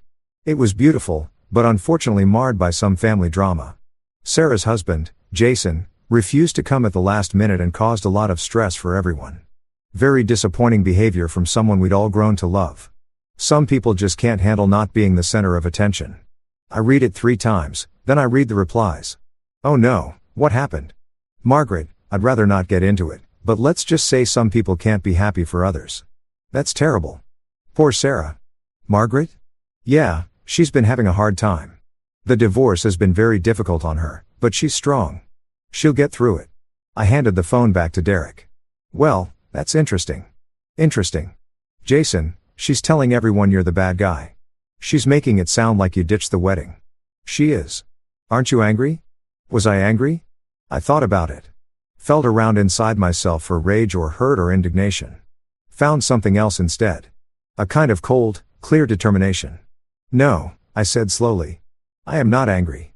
But I think it's time people knew the truth. I spent the next week gathering everything. Every document, every screenshot, every piece of evidence I'd collected over the past year. The bank statements showing where Sarah had actually spent our money. The emails between her and Marcus, dated and explicit. The flight confirmations showing I'd never been booked on that Hawaii trip. The recording of my call with the resort where they confirmed Sarah had checked in with her mother, not me. I organized it all into a document, professional, clean, chronological, no emotional language, no accusations, just facts dated and source telling the story of what had actually happened. Then I wrote a cover letter, short, direct, to friends and family. My name is Jason Anderson. Many of you know me as Sarah's ex-husband. Some of you have heard various stories about why our marriage ended and why I wasn't at Melissa's wedding in Hawaii last year. I'm writing to provide you with accurate information. As recent comments suggest, there's confusion about what actually occurred. Attached, you'll find a detailed timeline with supporting documentation. Hey Shin, I'm not sharing this to hurt anyone or to be vindictive. I'm sharing it because I believe people deserve to know the truth through that and because public statements have been made that misrepresent what happened. The facts are simple. I was never invited to the Hawaii wedding despite being married to Sarah at the time. I paid for my wife's trip $6,000 plus believing I would be attending. I discovered the exclusion days before departure. The exclusion was deliberate and planned for months. Sarah was involved in an affair during our marriage. All of this is documented in the attached files. I've included sources for every claim. You're welcome to verify anything you read here. I'm not asking for sympathy or taking sides. I'm simply providing facts that were deliberately hidden from me and from you. What you do with this information is up to you. Respectfully, Jason Anderson. I read it over 10 times. Had Michael Chen read it to make sure I wasn't opening myself up to any legal issues. Had Dr. Moore read it to make sure I wasn't doing this from a place of revenge rather than justice. Why do you want to send this? Dr. Moore asked during our session. Because she's been telling people I'm the bad guy. Because her mother is publicly lying about what happened. Because I spent 15 years being the person who took the high road and stayed quiet. And look where that got me. So this is revenge. This is truth. There's a difference, is there? Because from where I'm sitting, it looks like you want to hurt her the way she hurt you. Maybe I do. Is that so wrong? Dr. Moore was quiet for a moment. No, it's human. But Jason, you need to be really clear about why you're doing this. If you're doing it to heal, to reclaim your narrative, to stop the lies, those are valid reasons. If you're doing it to destroy her, to make her suffer, to get revenge, that might feel good in the moment, but it won't heal you. It'll just create more pain. So, you think I shouldn't send it? I think you should be honest with yourself about your motivations. And then do whatever you need to do. I thought about her words for 3 more days. What were my motivations? Did I want to hurt Sarah? Yes. Did I want Margaret to face consequences for lying? Absolutely. Did I want everyone to know what really happened? Desperately. But underneath all of that, what I really wanted was simpler.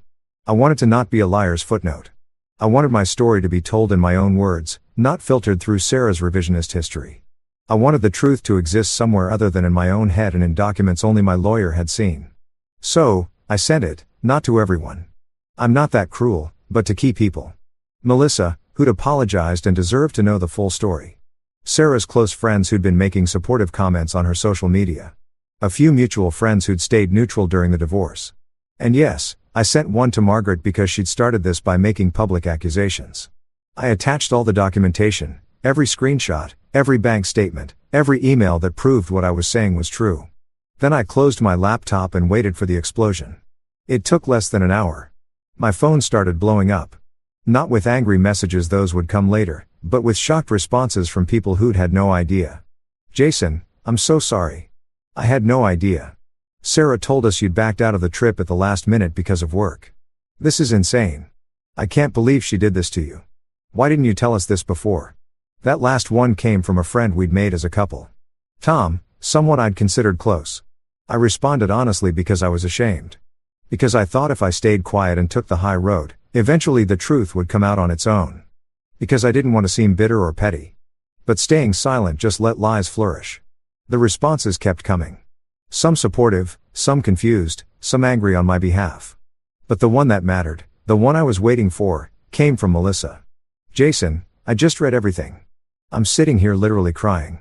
I had no idea it was this bad. Sarah told us you knew about the plans changing, that you were okay with it because of work, that the divorce was mutual. I don't even have words. I'm so sorry. I'm so sorry I didn't push harder, didn't question more, didn't see what was happening. You deserved so much better. Also, I deleted my mom's comment and blocked her from my posts until she apologizes to you publicly. What she said was not okay. I stared at that message for a long time, an apology I'd never asked for, from someone who'd never really wronged me. It felt like vindication and sadness mixed together, bitter and sweet in equal measure. The fallout was spectacular in the way natural disasters are spectacular. You can't look away even though you know you should. Margaret called me directly, which was bold considering I'd blocked her number a year ago and she had to use someone else's phone. I answered because I was curious what she'd say. Jason, how dare you? No, I interrupted. Mel, you don't get to how dare me. You don't get to lie about me publicly and then be upset when I correct the record with facts. You've humiliated my daughter. Your daughter humiliated herself. I just documented it. Every single thing in that document is true, Margaret. You know it's true. Sarah knows it's true. The only people who didn't know it was true were the ones you'd been lying to. This is vindictive and cruel. You know what's cruel? Letting your son-in-law pay for a family vacation and then excluding him from it. You know what's cruel? Publicly saying he refused to come when you know damn well he was never invited. You want to talk about cruelty, Margaret? Let's talk about 18 months of an affair. Let's talk about emotional abandonment. Let's talk about financial manipulation. Let's talk about all the things your daughter did that you've been covering up and excusing and enabling. She was silent. I could hear her breathing heavy and angry. If you ever, I continued, my voice cold. If you ever publicly lie about me again, I'll send that document to your entire social circle, your church group, your book club, Everyone. Because I kept the receipts, Margaret, I have proof of everything. So, you can either accept that your daughter made choices that ended our marriage, or you can keep lying and find out what happens when I stop being nice. I hung up, blocked the number she was calling from. Felt something like satisfaction settle in my chest. Sarah texted me from a new number later that day. I almost didn't answer, but curiosity went out. You're destroying my life. I'm correcting lies, I wrote back. Not the same thing. Everyone hates me now. My friends, my family, even Melissa's barely speaking to me. Maybe you should have thought about that before you orchestrated a year-long deception. I made mistakes. I admitted that. I apologized. What more do you want? I wanted you to stop lying about what happened. I wanted you to stop painting me as the villain. I wanted people to know the truth. That's all. By humiliating me, by airing our private business to everyone. I stared at that message. The audacity of it. The sheer audacity. Sarah, you made our business public when your mother started posting lies about me on Facebook. You made it public when you told mutual friends I'd abandon the wedding. You made it public every time you played the victim instead of taking responsibility. I didn't make this public. You did. I just made sure the public version was accurate. I hate you. Good. We're even then. I blocked that number, too. Changed my own number the next day just to be safe. Fresh start. Clean slate. No more texts from my past trying to pull me back into drama I'd finally escaped. I'm writing this from a coffee shop in Portland. It's raining. It's always raining in Portland, and I'm watching people hurry past the windows with their umbrellas and their coffee cups and their normal uncomplicated lives. It's been 2 years since Sarah left for Hawaii without me. 1 year since the divorce was finalized, 6 months since I sent that document and burned down the lies she'd built around our marriage's ending. People ask me sometimes if I regret it, sending the truth out into the world, destroying whatever narrative Sarah had carefully constructed. The answer is complicated. Do I regret the hurt it caused? Yes and no. I regret that it was necessary. I regret that I trusted someone for 15 years who didn't deserve it. I regret all the years I spent being accommodating and understanding and blind. But do I regret making sure people knew what really happened? No, not even a little bit. Because here's what I learned in the year I vanished. In the year I spent rebuilding myself from the ground up. Silence protects the guilty. Staying quiet, taking the high road, being the bigger person, all of those things just give liars room to operate. All of those things mean the person who cares least about the truth gets to define it. And I was done letting other people define my story. The aftermath of sending that document was messy. Sarah lost friends, not all of them, but enough. Margaret had to make a public apology on Facebook, which she clearly hated, but Melissa insisted on. Marcus and Sarah broke up 3 months after the truth came out, apparently unable to survive the scrutiny of everyone knowing how their relationship started. I won't lie and say none of that gave me satisfaction. It did. There's a particular kind of justice in watching someone face consequences for their actions after spending so long watching them avoid those consequences. But more than that, more than any revenge or vindication, what I got from telling the truth was freedom. Freedom from being the secret keeper, the one protecting everyone else's comfort at the expense of my own truth. Freedom from carrying the weight of lies that weren't even mine. Dr. Moore says I'm doing well. Better than well. She says most people who go through what I went through take years to recover, and I'm already building a healthy, functional life. She says I should be proud. I'm not sure about proud, but I am sure about one thing. I'm different now. Different than I was when I was married. Different than I was even a year ago when I first disappeared. I'm harder, more careful, more suspicious. I verify everything now. Trust slowly. Keep receipts for everything from conversations to financial transactions. Some people might call that paranoid. I call it learned wisdom. But I'm also softer in some ways, more open to the idea that not everyone is like Sarah. More willing to believe that good people exist, even if I haven't let many of them close yet. More hopeful about the possibility of building something real with someone who deserves it. Dear Eric says I'm ready to start dating again. Amy agrees. They've even tried to set me up with some of Amy's nurse friends, kind women who've seen enough at work that my divorce story doesn't even faze them. I haven't taken them up on it yet. Maybe soon. Maybe when the anniversary of the divorce passes and I feel like I've fully closed that chapter. Or maybe I'm just making excuses because the truth is I'm still a little bit broken, still healing, still figuring out who I am as a single person in my 40s, starting over in a city that isn't home, but also isn't not home. Last week, I ran into someone at a bookstore. Literally ran into her. I was backing out of an aisle with a stack of books and walked straight into someone doing the same thing. Books went everywhere. We both apologized. Both bent down to pick things up. Both laughed at the absurdity of it. Her name was Olivia. She was pretty in an understated way with glasses and curly hair and paint under her fingernails. She was buying books on art history and restoration. I was buying mysteries and a book about Japanese philosophy. Good taste, she said, nodding at my stack. You too? You an artist? Restorer? Actually, I work at the museum. You, project manager, technology, much less interesting than art restoration. We talked for 20 minutes in that bookstore aisle, and it was easy, comfortable. She was funny and smart, and when she smiled, her whole face lit up. And when we finally exchanged numbers, casual, friendly, no pressure, I realized I was excited about the possibility of seeing her again. Not because I want to jump into a relationship. No, not because I'm looking for someone to fix the parts of me Sarah broke, but because for the first time in 2 years, I met someone who made me think that maybe eventually I could try again. Maybe not today, maybe not tomorrow, but someday. And that feels like healing. If you've made it this far, if you've read this entire story about betrayal and disappearance and reconstruction, you might be wondering what the moral is. What's the takeaway? What am I supposed to learn from Jason's story? Here's what I learned. What I want you to know if you ever find yourself in a situation like mine: first, trust your instincts. That feeling I had at Christmas when Melissa mentioned Sarah might come alone, that twist in my stomach when Sarah wouldn't forward the confirmation emails, those were my instincts, screaming at me that something was wrong. I ignored them. Don't ignore yours. Second, love requires more than love. It requires respect. It requires honesty. It requires two people actively choosing each other every single day. Love without those things is just a word, just empty air shaped into something that sounds pretty. Third, financial transparency is non-negotiable. When Sarah asked to handle the booking, I should have insisted on seeing the confirmations. I should have checked the bank accounts monthly. I should have been an active participant in our finances instead of a passive contributor. Money isn't romantic, but financial deception is often the foundation for every other kind of deception. Fourth, silence protects the guilty. I spent months being quiet, taking the high road, not telling anyone what really happened. All that did was allow Sarah to control the narrative.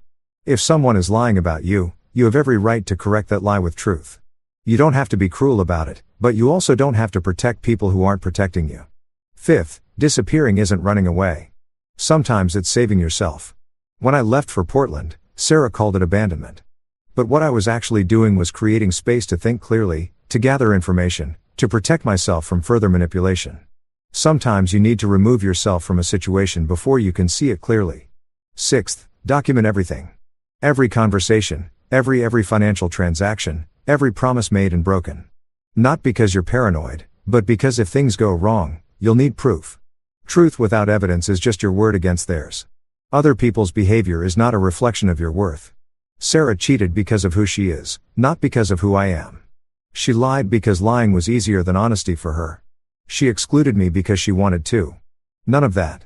None of it means I wasn't a good husband. It just means I was a good husband to the wrong person. Eighth, healing isn't linear and it isn't quick. It's been 2 years and I'm still figuring out how to trust people. I'm still having days where the betrayal feels fresh, where I wonder what I could have done differently. And that's okay. There's no timeline for recovering from having your life dismantled by someone you loved. Ninth, you can't save a relationship alone. I tried. God, I tried.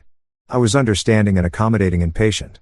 I transferred money and asked no questions and believed every explanation. But relationships require two people trying. One person cannot carry the entire weight. 10th. Sometimes the best revenge is simply telling the truth. I didn't have to embellish or exaggerate or invent anything. I just had to share what actually happened with documentation and let people draw their own conclusions. The truth was damning enough on its own. And finally, most importantly, you are allowed to start over. You are allowed to leave a situation that's destroying you. You're allowed to walk away from people who don't value you. You are allowed to build a new life in a new place with new people who actually give a damn about your well-being. You're allowed to vanish and then reappear as someone different, someone harder and softer in all the right places. Someone who knows their worth and won't settle for less anymore. That's what I did.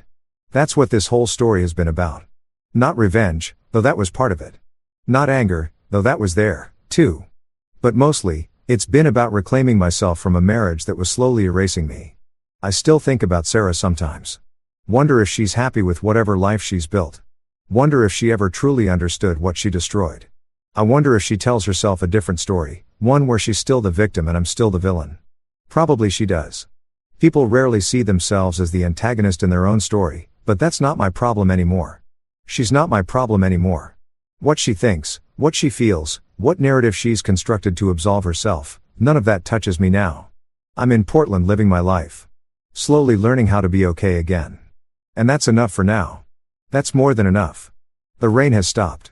The coffee shop is closing. I need to pack up my laptop and head home to the apartment that's mine in the city I chose. Living the life I rebuilt from scratch. Tomorrow I might text Olivia, see if she wants to grab coffee, talk about art restoration and Japanese philosophy and nothing heavy or complicated. See if that spark I felt in the bookstore was real, or just my imagination desperate for connection. Or maybe I won't. Maybe I'll wait another month, another year, another decade. Maybe I'll never be ready to try again. But I have the option now. I have the choice. And that the simple freedom to choose my own path without someone else steering from behind the scenes, that's worth everything I lost to get here when so, if you're reading this and you're in a situation like mine, if someone you love is lying to you, stealing from you, excluding you, making you question your own reality, I want you to know something. You're not crazy. You're not overreacting. Your instincts are probably right and you're allowed to save yourself. Even if it means disappearing for a year. Even if it means blowing up your entire life. Even if it means starting over from nothing. You're allowed. I'm proof of that. I vanished. I rebuilt. I survived. And so can you. That brings this story to an end, and that one was definitely a wild ride. Let me know what you think in the comments.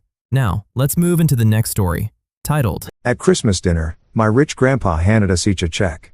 My parents laughed. It's just for show, a fake check again. I smiled, tucked mine away. Next morning, the bank called, only one check cleared. Grandpa just said, "Good. Now I know who's real." At Christmas dinner, Grandpa Walter slid 3 white envelopes across the polished dining table. "A little Christmas gift for each of you," he said, his voice quiet. My parents laughed instantly. Mom rolled her eyes, her smile tight. "Oh, Dad, are we doing the pretend check thing again?" "So cute," Dad chuckled, swirling the wine in his glass. "The man loves his jokes. Just play along, Sam." I didn't laugh. I looked at Grandpa. He looked tired.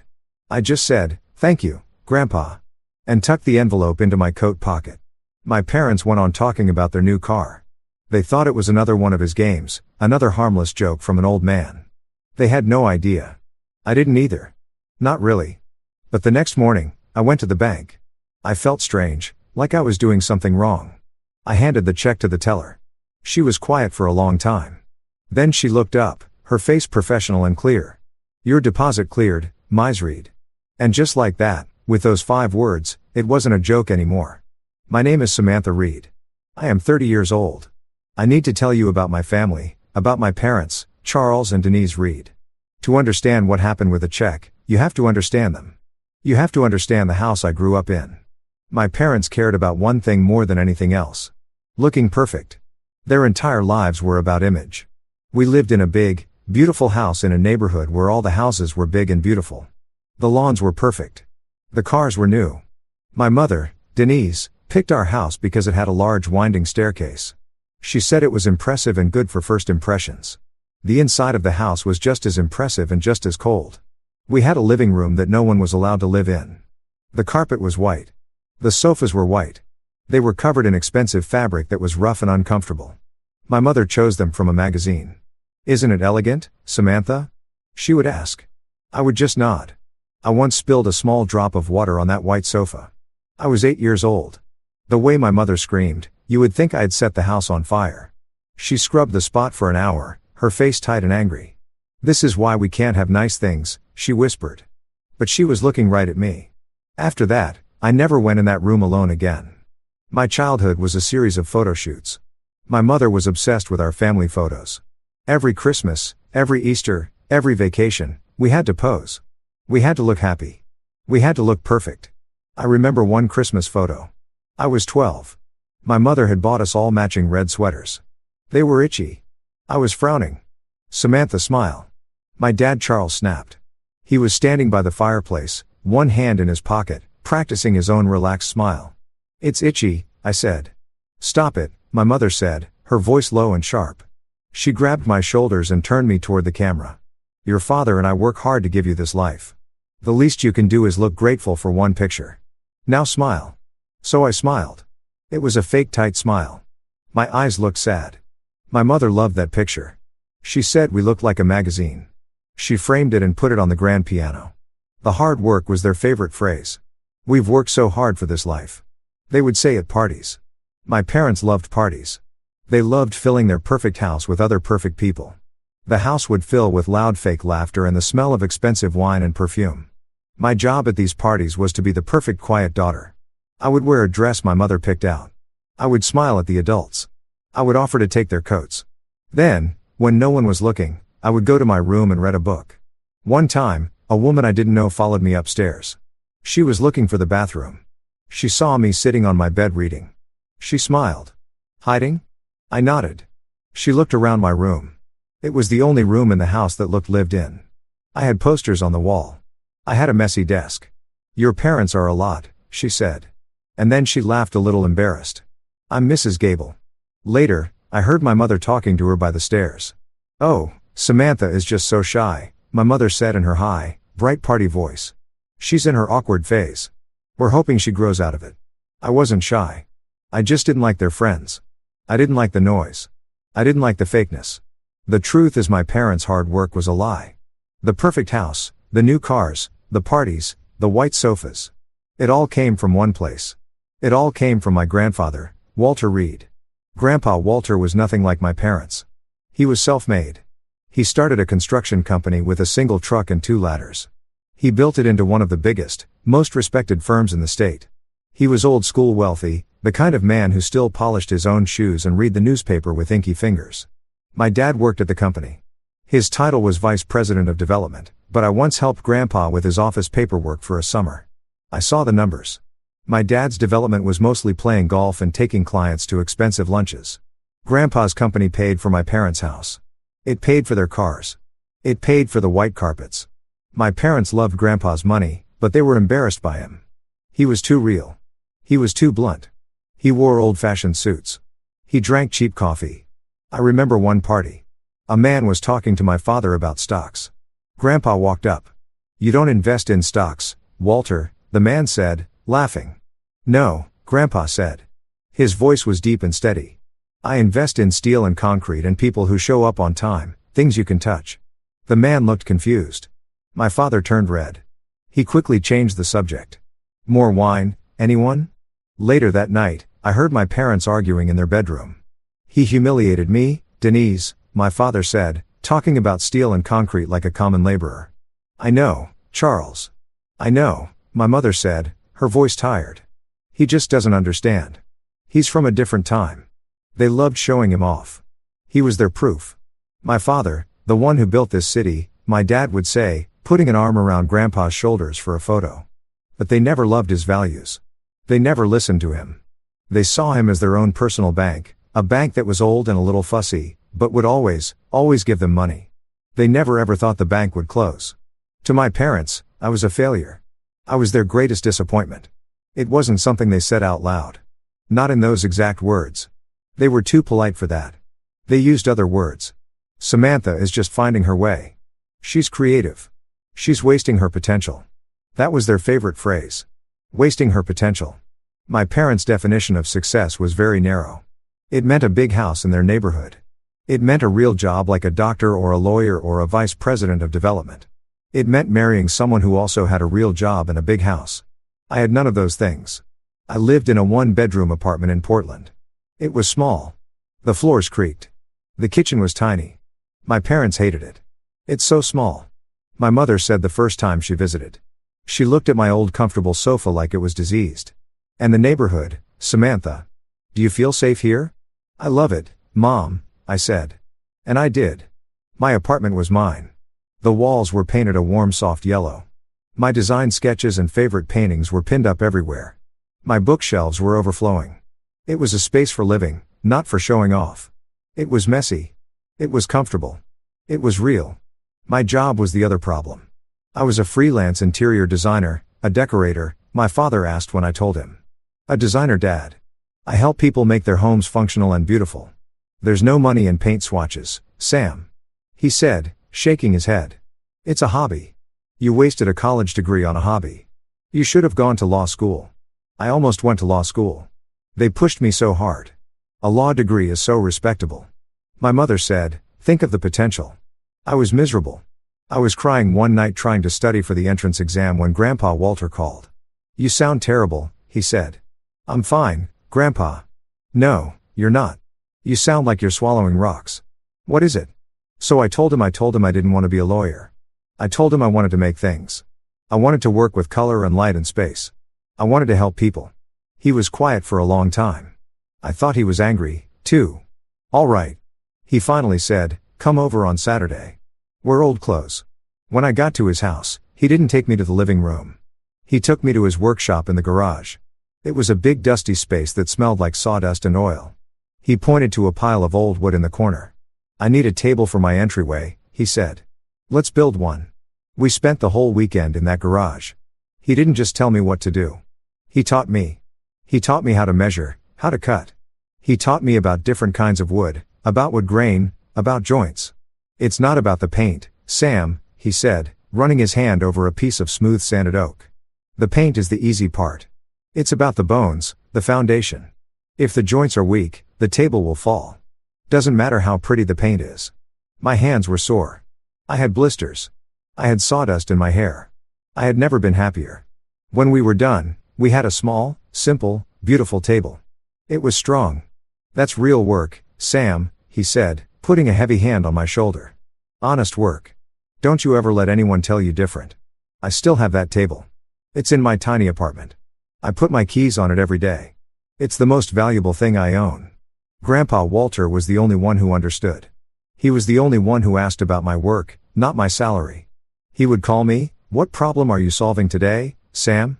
I would tell him about a small apartment with no storage. Or a new family with no money for a nursery. And what did you do? He would ask. I'd tell him my ideas. I'm building a bench with storage underneath, and I'm painting the walls a color that will make the room feel bigger. Good, he'd grunt. Smart, honest. That's my girl. He was the only one who saw me. My parents saw my wasted potential. Grandpa saw my work, he had a saying. I heard him say it a lot. Usually, after he'd seen someone being rude or flashy or fake, he'd watch them, his eyes sharp. Then he'd look at me and say, money doesn't test people, Sam. Gratitude does. I didn't really know what he meant. I thought it was just one of his grandpa sayings. What do you mean, Grandpa? I asked him once. We were at a diner. He had just left a 50% tip for the waitress who looked exhausted. You watch how people treat those they don't need, he said, sipping his black coffee. You watch how they say thank you. You watch if they mean it. A person can have all the money in the world, but if they aren't grateful, they're poor. They're just an empty room. I nodded. I thought I understood. I didn't. Not really. I never realized that all those years he wasn't just teaching me. He was watching me. And he was watching my parents. He always said, money doesn't test people. Gratitude does. I just never realized that our Christmas dinner, that was the final test. The room smelled like pine and roasted duck. It was Christmas dinner. My parents' house, of course. My mother had been planning the menu for weeks. The table was perfect. It was a long, dark wood table, polished until it shined like a mirror. It was set with her best china, the plates with the thin gold leaf edge. The crystal glasses caught the candlelight and threw little rainbows on the white walls. The centerpiece was huge. It was a mountain of pine boughs and silver balls and red berries. It was so big I could barely see my dad sitting across from me. The atmosphere was stiff. Christmas with my parents wasn't fun. It was a performance. My mother, Denise, was wearing a red silk dress. Her hair was perfect, but her smile was tight. She was worried. Charles, do you think the duck is too dry? She whispered to my dad. It's fine, Denise. Everything is fine, he said, but he wasn't looking at her. He was checking his phone under the table. Probably checking the stock market. I just want everything to be perfect for your father, she said. Grandpa Walter was sitting at the head of the table. He looked small in the huge high-back chair. He was wearing an old dark green wool sweater. It was clean, but it was old. I could see my mother looking at it. I knew she was thinking it was inappropriate for her perfect Christmas table. I was just trying to be invisible. I was wearing a simple black dress. I was sipping my water. I was counting the minutes until I could go home to my small, quiet apartment. The conversation was all about my parents. Our trip to Aspen was just divine, my mother said to Grandpa. We're thinking of buying a small place there. Oh, Grandpa said he hadn't touched his duck. You have a place here? Oh, Dad. Mom laughed. That high fake laugh. It's an investment. Charles is so smart about investments. Is that right, Charles? Grandpa asked. The market is very strong, Walter. My dad said, puffing out his chest. You have to know when to move. I watched Grandpa. He just nodded slowly. He took a bite of duck. He chewed. He looked tired. After the main course, my mother cleared the plates. She brought out a fancy dessert, something with chocolate and gold flakes on top. Then Grandpa cleared his throat. It was quiet. But in that big, silent room, it sounded like a drum. I have something for you, he said. My parents stopped. They looked at him. He reached into his pocket and pulled out 3 plain white business-sized envelopes. He slid one across the table to my dad. He slid one over to my mom and he slid one down the table to me. A little Christmas gift for each of you, he said, his voice quiet. My parents looked at each other and then they laughed. My mother, Denise, laughed first. It was her high tinkling party laugh. Oh, Dad, she said, picking up the envelope but not opening it. You're still playing Santa, huh? This is so cute. She fanned herself with the envelope. What is it this year? A check for $1 million, I love you. My dad, Charles, chuckled. He smirked. He picked up his envelope, tapped it on the table. The man loves his jokes, he said. He looked at me.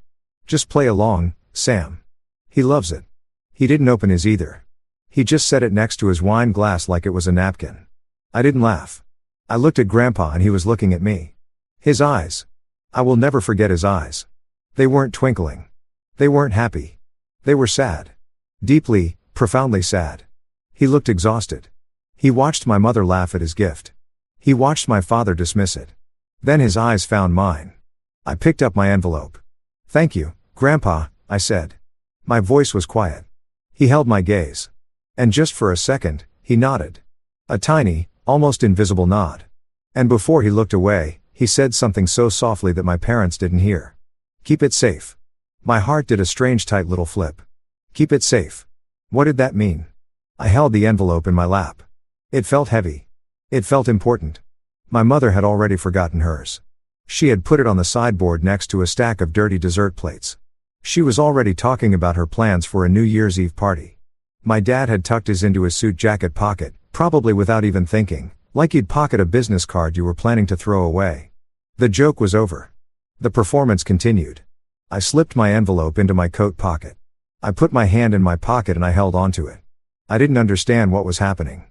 Not yet, but I knew deep in my bones that something had just broken. I sat there at that perfect polished table and I felt the crack. The foundation was giving way. When I left, I hugged Grandpa. Goodbye. His hug was tighter than usual. He held on for an extra second. Drive careful, Sam, he said into my hair. I will, Grandpa. I love you. I love you, too, child, he whispered. You're a good girl. You're real. My parents waved from their perfect open doorway. The light from their chandelier spilled out onto the perfect lawn. Merry Christmas, my mother called. Don't forget to call your aunt. They were already closing the door. They were already moving on.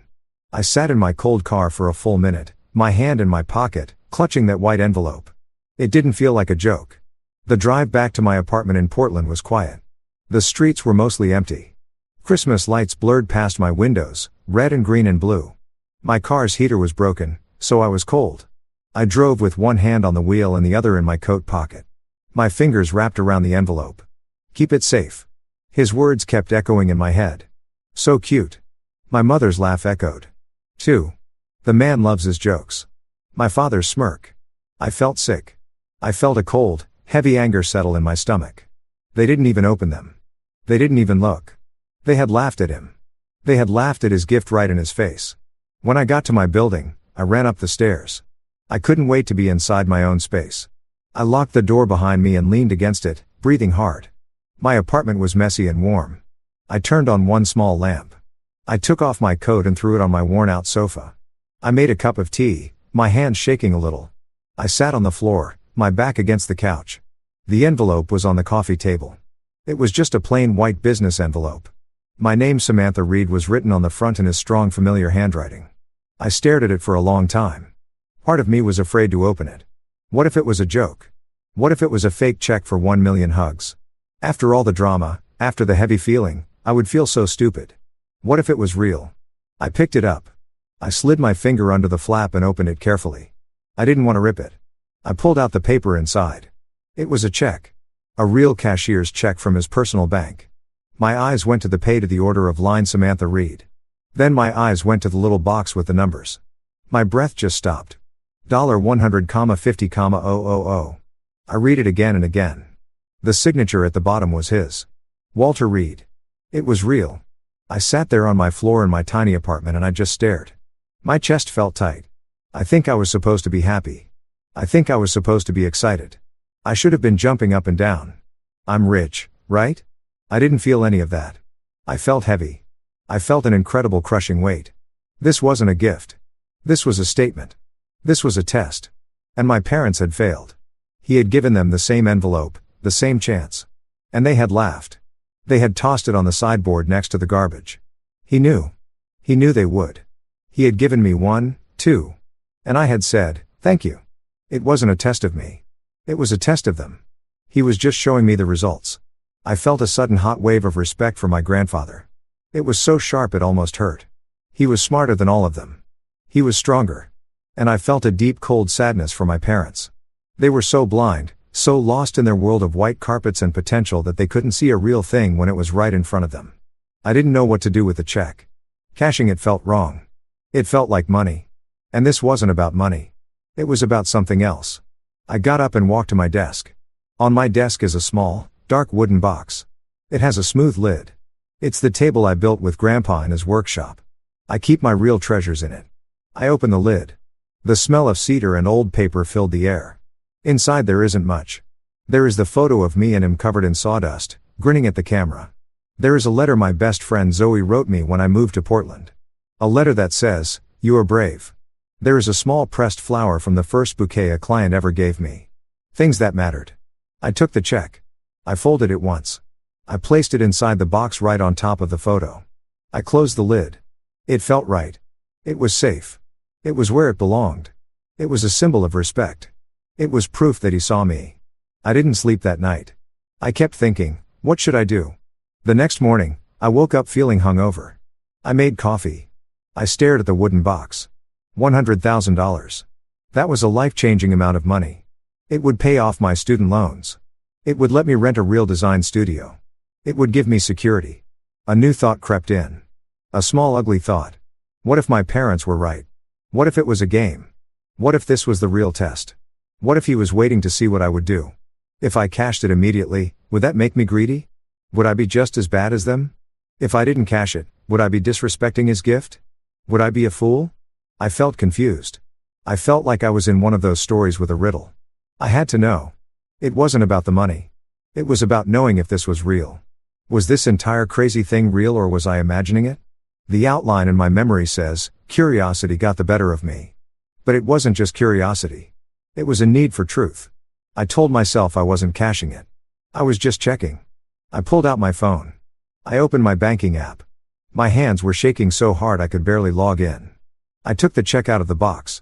I felt like I was doing something wrong, like I was betraying it. I laid it flat on the table. Mobile deposit. I took a picture of the front. My hand was shaking. The picture was blurry. I took it again. I took a picture of the back. For mobile deposit only. The app spun for a moment. Deposit submitted for 100,000 ALSARs. I felt sick. I put the check back in the wooden box. I closed the lid. I felt small. I felt like I had taken this beautiful, heavy symbol of respect and just tried to turn it into money. I felt like my parents. The next few hours were torture. I sat on my sofa and stared at my phone. I tried to work. I couldn't. Every time my phone buzzed, I jumped. I was waiting for the deposit failed email. I was waiting for the insufficient funds notice. I was waiting for the just kidding text from Grandpa. I was waiting for a sign, waiting to find out what was real. The word submitted just hung on my phone screen. I put the phone down face down on my coffee table. I felt dirty. I felt cheap. What had I done? I had taken his gift, his test, and I had treated it like a lottery ticket. I went to the kitchen and scrubbed my hands, but the feeling wouldn't go away. I spent the next hour pacing my apartment. I told myself it would be rejected. The bank would send a deposit failed email. Then I would know it was all a game, and I would put the check back in the box and I would never look at it again. That would be the end of it. I was almost hoping it would fail. My phone was silent. The silence was loud. After another hour, I couldn't take it anymore. I picked up the phone. My banking app was still open. I refreshed the page. My heart stopped. It didn't just stop. It felt like it was grabbed and squeezed. The pending status was gone. The check was listed under completed transactions and my account balance. The number at the top of the screen. It had changed. I was looking at a number with 5 zeros at the end. It was real. The deposit hadn't failed. It hadn't been stopped. It wasn't a joke. It was real. Your deposit is cleared. The words from the outline were in my head, but the app was right in front of my face. It was just a number on a screen, but it felt like a mountain had just landed in my living room. My hands shook so hard I dropped the phone on the couch. It was real. I sat down. I put my head in my hands. I wasn't happy. I was terrified because if my check was real, it meant their checks were real, too. And they had laughed. They had left them on the table. Oh God, I didn't know what to do. Should I call them? Mom, Dad, that check you laughed at, it was real. Should I call Grandpa? Grandpa, why did you do this? I did nothing. I just sat there frozen. The number on my phone screen felt like it was burning a hole in my apartment. I sat there for maybe 10 minutes, maybe an hour. I don't know. Then my phone rang. The screen lit up. Mom. My blood turned to ice. This was it. The other shoe. I let it ring once, twice, 3 times. I wiped my sweaty hand on my jeans. I picked it up. Hello. My voice was a tiny whisper. Samantha, why didn't you pick up? Her voice was high and tight. She didn't sound like my mom. She sounded sharp. I was in the bathroom. Mom, what's up? What's up? What's up? She repeated. I'll tell you what's up. I just had the most mortifying experience of my life. I stayed quiet. Your father and I were just, cleaning up from Christmas. And I found that envelope your grandfather gave me, the one he gave your father, too. We were laughing about it. Her voice was trembling. She was trying to sound casual, but she was failing. We thought, oh, what the heck? Let's see what the joke is. So, I called the bank just to ask. And the manager said the checks were stopped. He said, your grandfather had put a stop payment on them yesterday morning. She was talking so fast.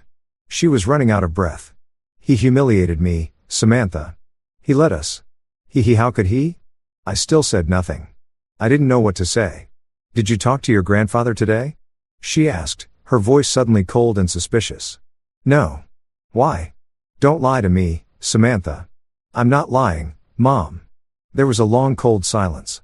I could hear her breathing.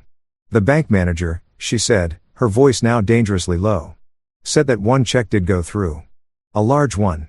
This morning, she paused. Ours were stopped. But yours went through. I couldn't speak. My throat was closed. He's playing favorites again. She shrieked. The sudden volume made me flinch. It was a sound I hadn't heard in years. It was the sound from my childhood. The sound of the spilled water on the white sofa. It was raw, ugly jealousy. After everything we do for him, we host him. We take care of him. We manage his life. And you show up twice a year and he gives you, what did he give you, Samantha? Mom, how much? She demanded. I couldn't tell her. I wouldn't. This is ridiculous. She snapped. I'm putting your father on. I heard fumbling. I heard my dad's angry, muffled voice. Just give me the phone, Denise. Samantha, he barked. Hi, Dad. Don't. Hi, Dad. Me. Your mother is hysterical. You should have told us. Told you what? I whispered. That you knew. That you knew the check was real. You went behind our backs. You cashed it, didn't you? Scurried off to the bank first thing in the morning like a little thief. I didn't. He's old, Sam. My father's voice changed. He was trying to sound reasonable now. Paternal. The voice he used when he was trying to handle a problem. He's old and he's not thinking clearly. He doesn't know what he's doing. I thought of Grandpa's eyes. Clear, sad, steady. He's playing games and you fell for it. And you've created a huge problem for this family. I didn't create anything, I said. My voice was suddenly clear and cold. Listen to me, Samantha. That money is not yours. It's family money. Your grandfather is confused. You need to come here and we're going to sort this out. We will put the money into a joint account. We will manage it for you. It's the only fair thing to do. You don't understand finances. You just waste it on your hobby. It's not a hobby. I said this is not up for debate. He shouted. You have put this family in a terrible position. You should have told us. You laughed at it. I said, the words finally coming out. You didn't even open it. You called it a joke. There was a long, terrible silence. I had said the truth. The one thing they couldn't argue with. My father's voice when it came back was flat and cold. Colder than I had ever heard it. He's an old senile man, Samantha. And you are a very, very foolish girl. He hung up. I sat there. The phone still pressed to my ear. The dial tone buzzed. He's old. He doesn't know what he's doing. I looked at the number in my bank account. I looked at the wooden box on my desk, the one I had built with him. Money doesn't test people. Gratitude does. My parents were wrong. I knew with a sudden terrible clarity that my grandfather knew exactly what he was doing. The next 2 days were the longest of my life. I was a ghost in my own apartment. I didn't answer my phone. I didn't check my email. My parents called again and again and again. Their names would flash on the screen. Mom or Dad, and I would just watch, my stomach twisting until it went to voicemail. They left messages. My mother's were first, tearful and pleading. Samantha, darling, please call me. We're just worried about you. Your father was upset. He didn't mean it. We just want to talk. This is all a misunderstanding. My fathers were different. They were short and angry. Samantha, stop this childish behavior. Call me now. Then the text started. We know you're there. This is irresponsible. You are tearing this family apart. Me. I was tearing the family apart. Not their greed. Not their laughter. Me. I turned my phone off.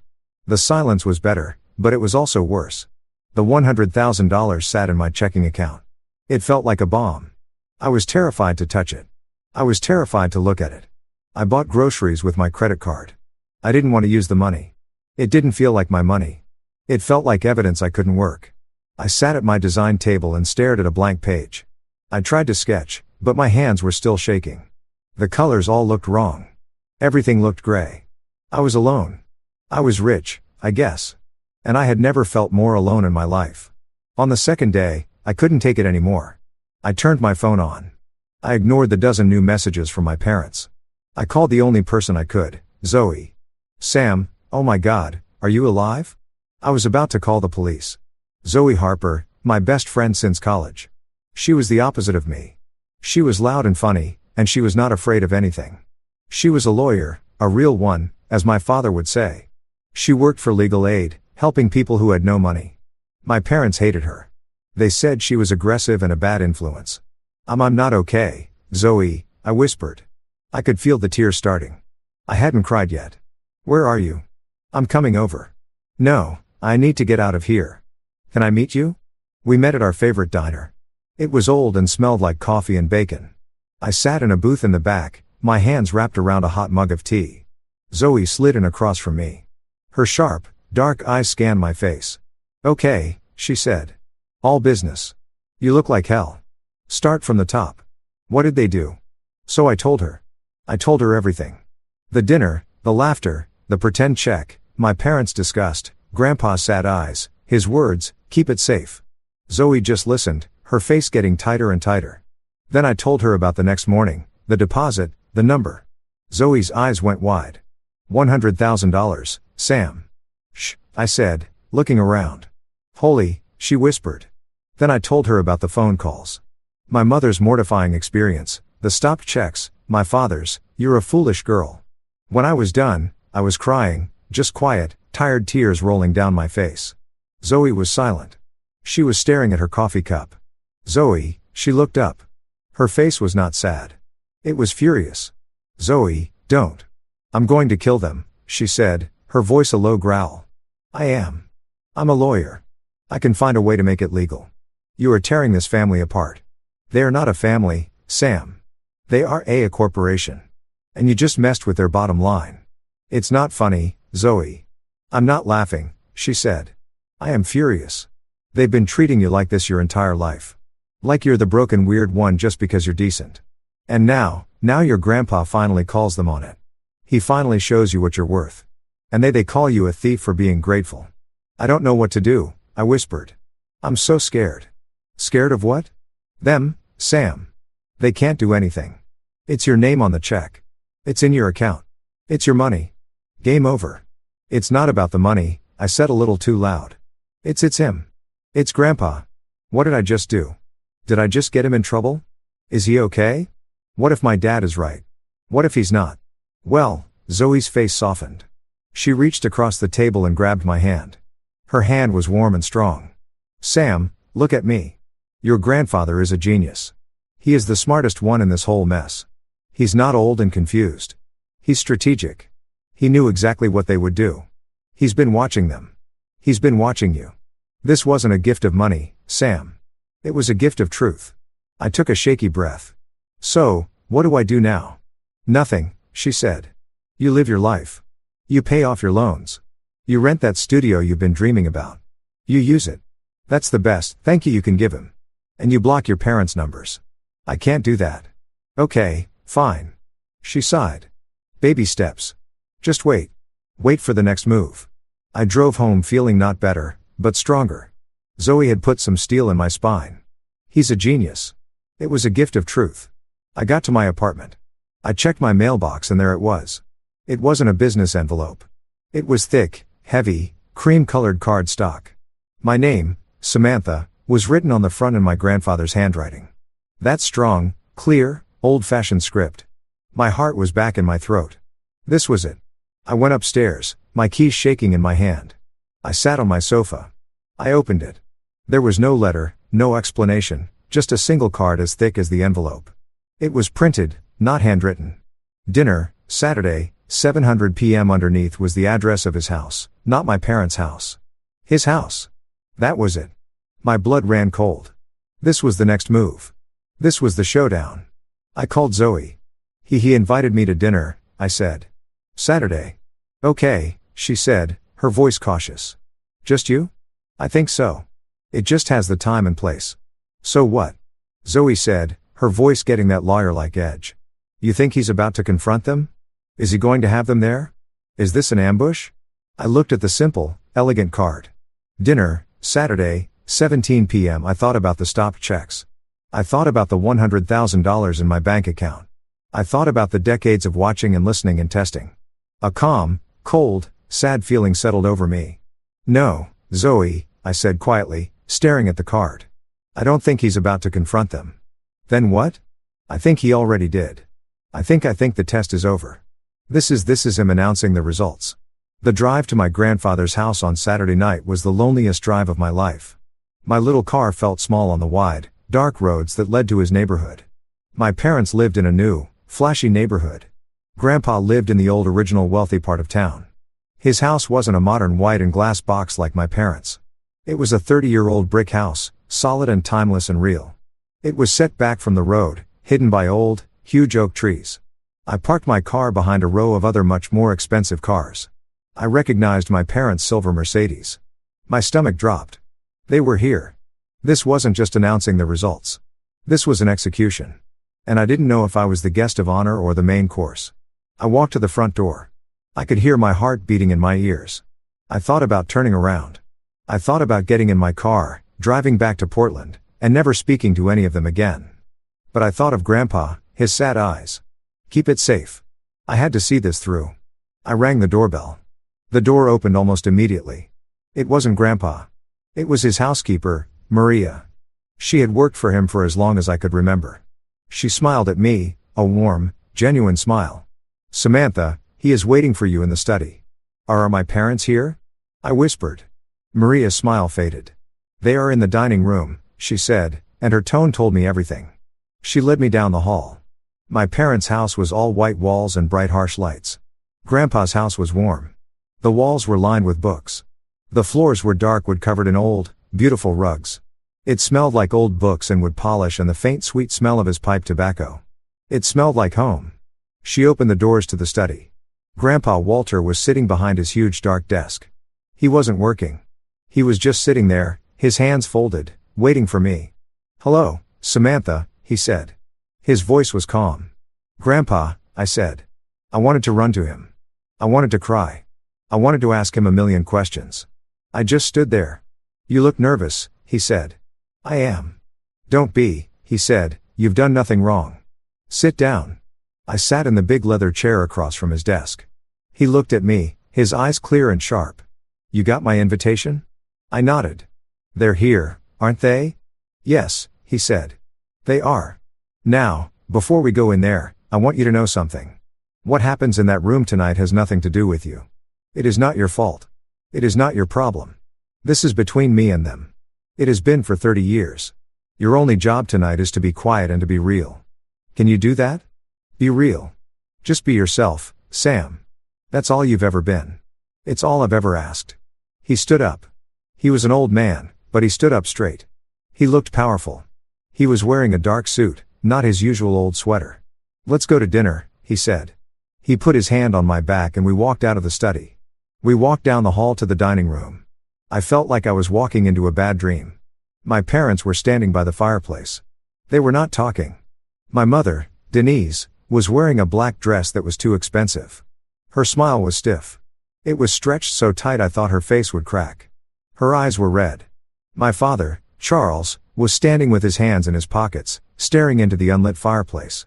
His face was tight with anger. It was a dark blotchy red. They both turned when we walked in. My mother's eyes flew to me. Her smile wobbled. "Samantha, you came?" She looked at Grandpa. "Dad, this is a surprise." "Is it?" Grandpa said, his voice calm. He walked to the head of the table. "Please sit." My parents sat on one side. I sat on the other alone. Grandpa stayed standing at the head of the table. He wasn't carrying a platter of food. He was carrying a thin folder. A legal folder made of beige cardstock. He set it on the table in front of him. The sound was soft, but it echoed in the silence. "You'll each find your name on these papers," he said. He didn't look at the folder. He looked at my parents. My mother's voice cracked. She burst into tears. They weren't sad tears. They were angry, frustrated tears. "You humiliated us, Dad," she cried, her voice rising. "You stopped our checks. You made us look like fools after all we've done for you." "What have you done for me, Denise?" Grandpa asked. His voice was still quiet, still calm. It cut through her sobs like a knife. She stopped. We did stop the checks," Grandpa said, nodding calmly. "I did." He looked at my mother. He looked at my father. "For 30 years, I have given you everything. A house, cars, a job you don't do, an allowance for a woman your age. I have given and you have taken and you have not once said thank you and meant it." "That's not true," my father said, finding his voice. "At Christmas," Grandpa continued as if my father hadn't spoken, "I gave you a final gift, a simple test. I gave you the same thing I gave Samantha." My parents both looked at me. My mother's look was pure poison. "I gave you a check. A real one, a gift. And you laughed. You laughed at me. You threw it on the sideboard with the garbage. You rolled your eyes, Denise. You smirked, Charles. You called me a joke." His voice was so calm. That's what made it so terrifying. He wasn't yelling. He was just stating facts. "You laughed at a gift. So, you laughed at me. It was a test," my father shouted, slamming his fist on the table. The crystal glasses rattled. "A sick, twisted old man's game. Life is a test, Charles," Grandpa said. "You failed. And her?" my father yelled, pointing at me. The vein in his forehead was purple. "You rewarded her for what?" "For doing nothing. For being a failure. For wasting her potential. She's done nothing." The room was silent. I could feel all their eyes on me. I felt small. I felt like I was 12 years old again in the itchy red sweater. I looked at my grandfather. He was still looking at my dad. "She did everything," Grandpa said, his voice so quiet, so full of power, I almost cried. "She did everything," he repeated. "She listened. When I spoke, she listened. When I taught her, she learned. She works. She builds. She respects herself. She said, thank you for a gift she didn't even know was real." He turned his clear, steady eyes on me. She didn't laugh. The silence that followed. It was sacred. That's the only word for it. It was the sound of a 30-year-long life finally dying. It was the sound of truth filling a room. My father's face was white. My mother was completely utterly silent. Her mouth open. They had nothing left to say. He had taken all their words away. My grandfather, Walter Reed, did not move. He stood at the head of his table, a king in his own home. My father's fist was still on the table. My mother's face was pale and blotchy. Grandpa picked up the thin beige folder. He opened it. He slid it across the polished wood table. It stopped right in front of me. "This is yours, Samantha," he said. I looked down. My hands were in my lap. I was afraid to touch it. My father leaned forward, squinting. "What is that? What is this? More games?" I put my hands on the folder. I opened it. It was not a check. It was paper after paper of legal documents. My eyes just scanned the words. I didn't understand all of them. I saw last will and testament of Walter Reed. I saw durable power of attorney. I saw transfer of ID. I saw articles of incorporation for Reed Construction. And on every single page in the places for executor or beneficiary or trustee, I saw my name, Samantha Reed. My breath left my body. This wasn't the $100,000. This was everything. This was the company, the house, the trust. "What is that?" My mother whispered. She was pale. She looked sick. "What is that, Samantha?" she asked again, her voice rising. I couldn't speak. I just looked at my grandfather. "It's my estate, Denise," Grandpa said calmly. "It's my legacy. You can't do that." My mother stammered. "You can't, Charles. Charles is your son. He's the vice president. It's his." "Charles has a title," Grandpa said. "He does not have the job. He has never done the job. He has a salary which I have paid. You can't do this." My father roared. He stood up, his chair scraping violently on the wood floor. "I'm your son. She's a child. She doesn't know anything. She knows how to work," Grandpa said. "She knows how to listen. She knows how to build. This is illegal." My father yelled. "You're old. You're senile. She tricked you. She manipulated you." He was looking around the room, desperate, like he was looking for someone to agree with him. "You're not well, Dad. You're sick. You need help. We were going to get you help." My mother caught on. "Yes, Dad. You're not thinking clearly. This test, it's not normal. We're worried about you." They were trying to take his power. They were trying to call him crazy. I watched horrified as they tried to turn this on him. Grandpa just watched them. He let them talk. He let my father rant. He let my mother cry her fake worried tears. He let the silence stretch out after they were done. After they had said all the ugly, desperate things. My father was breathing hard. His suit jacket bunched up.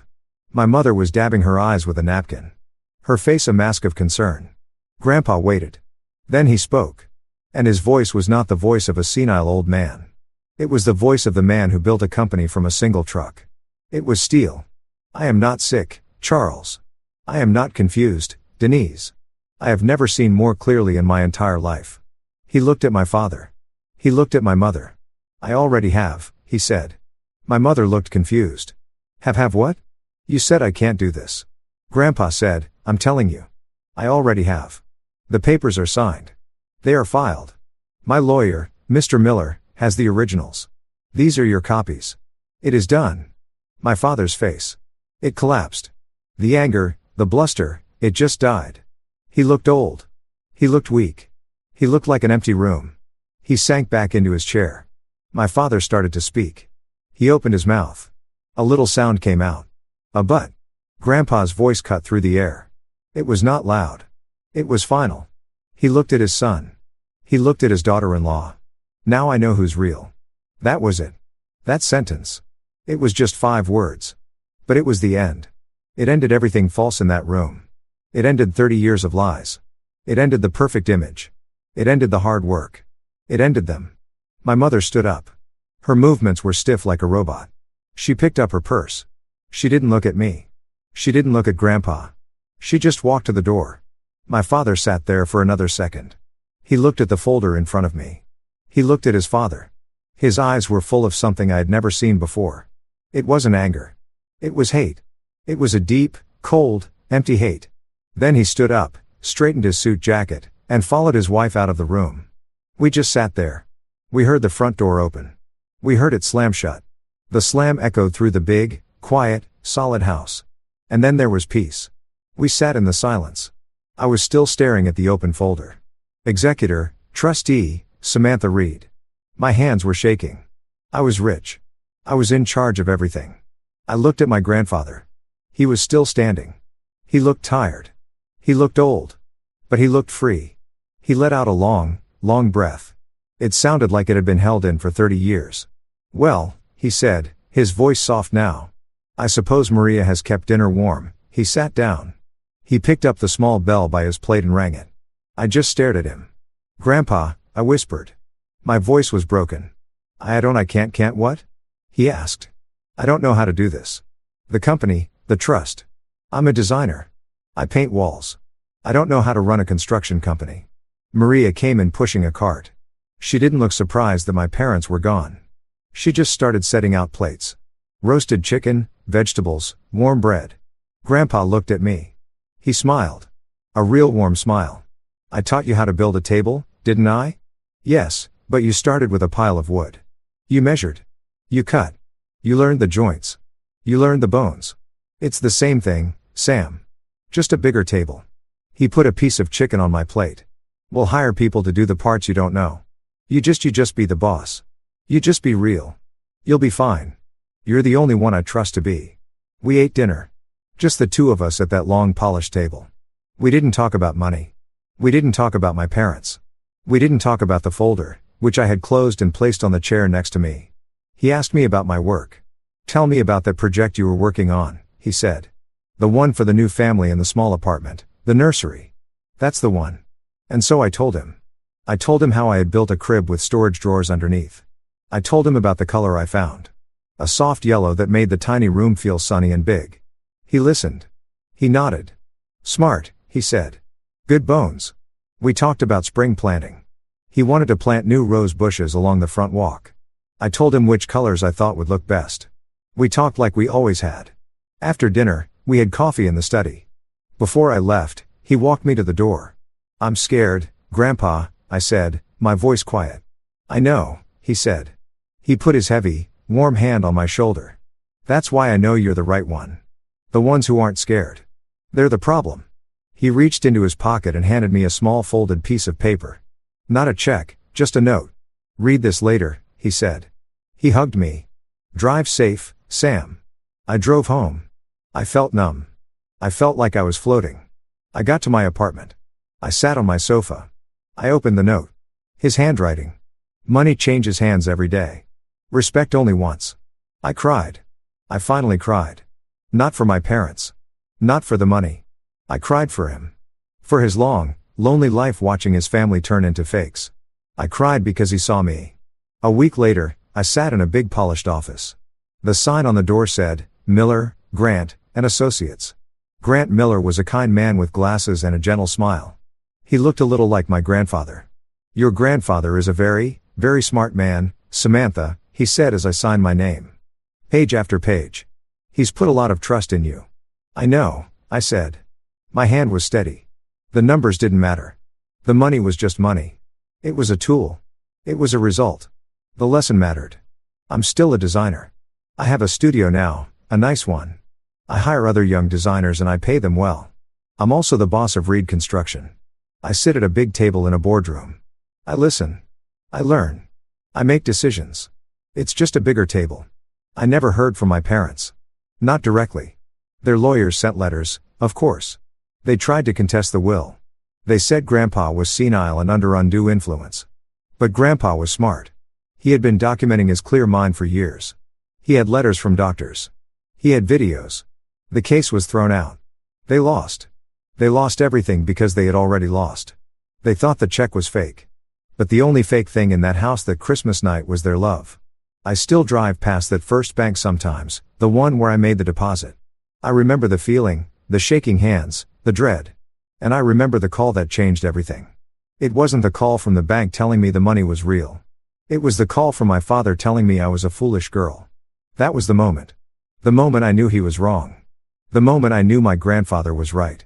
The moment I finally understood what I was worth, and that decency, quiet and simple and real, was finally worth more than dollars. That's it for today. I hope you enjoyed the stories. Let me know what you thought in the comments below. Don't forget to like and subscribe for more, and I'll see you in the next one.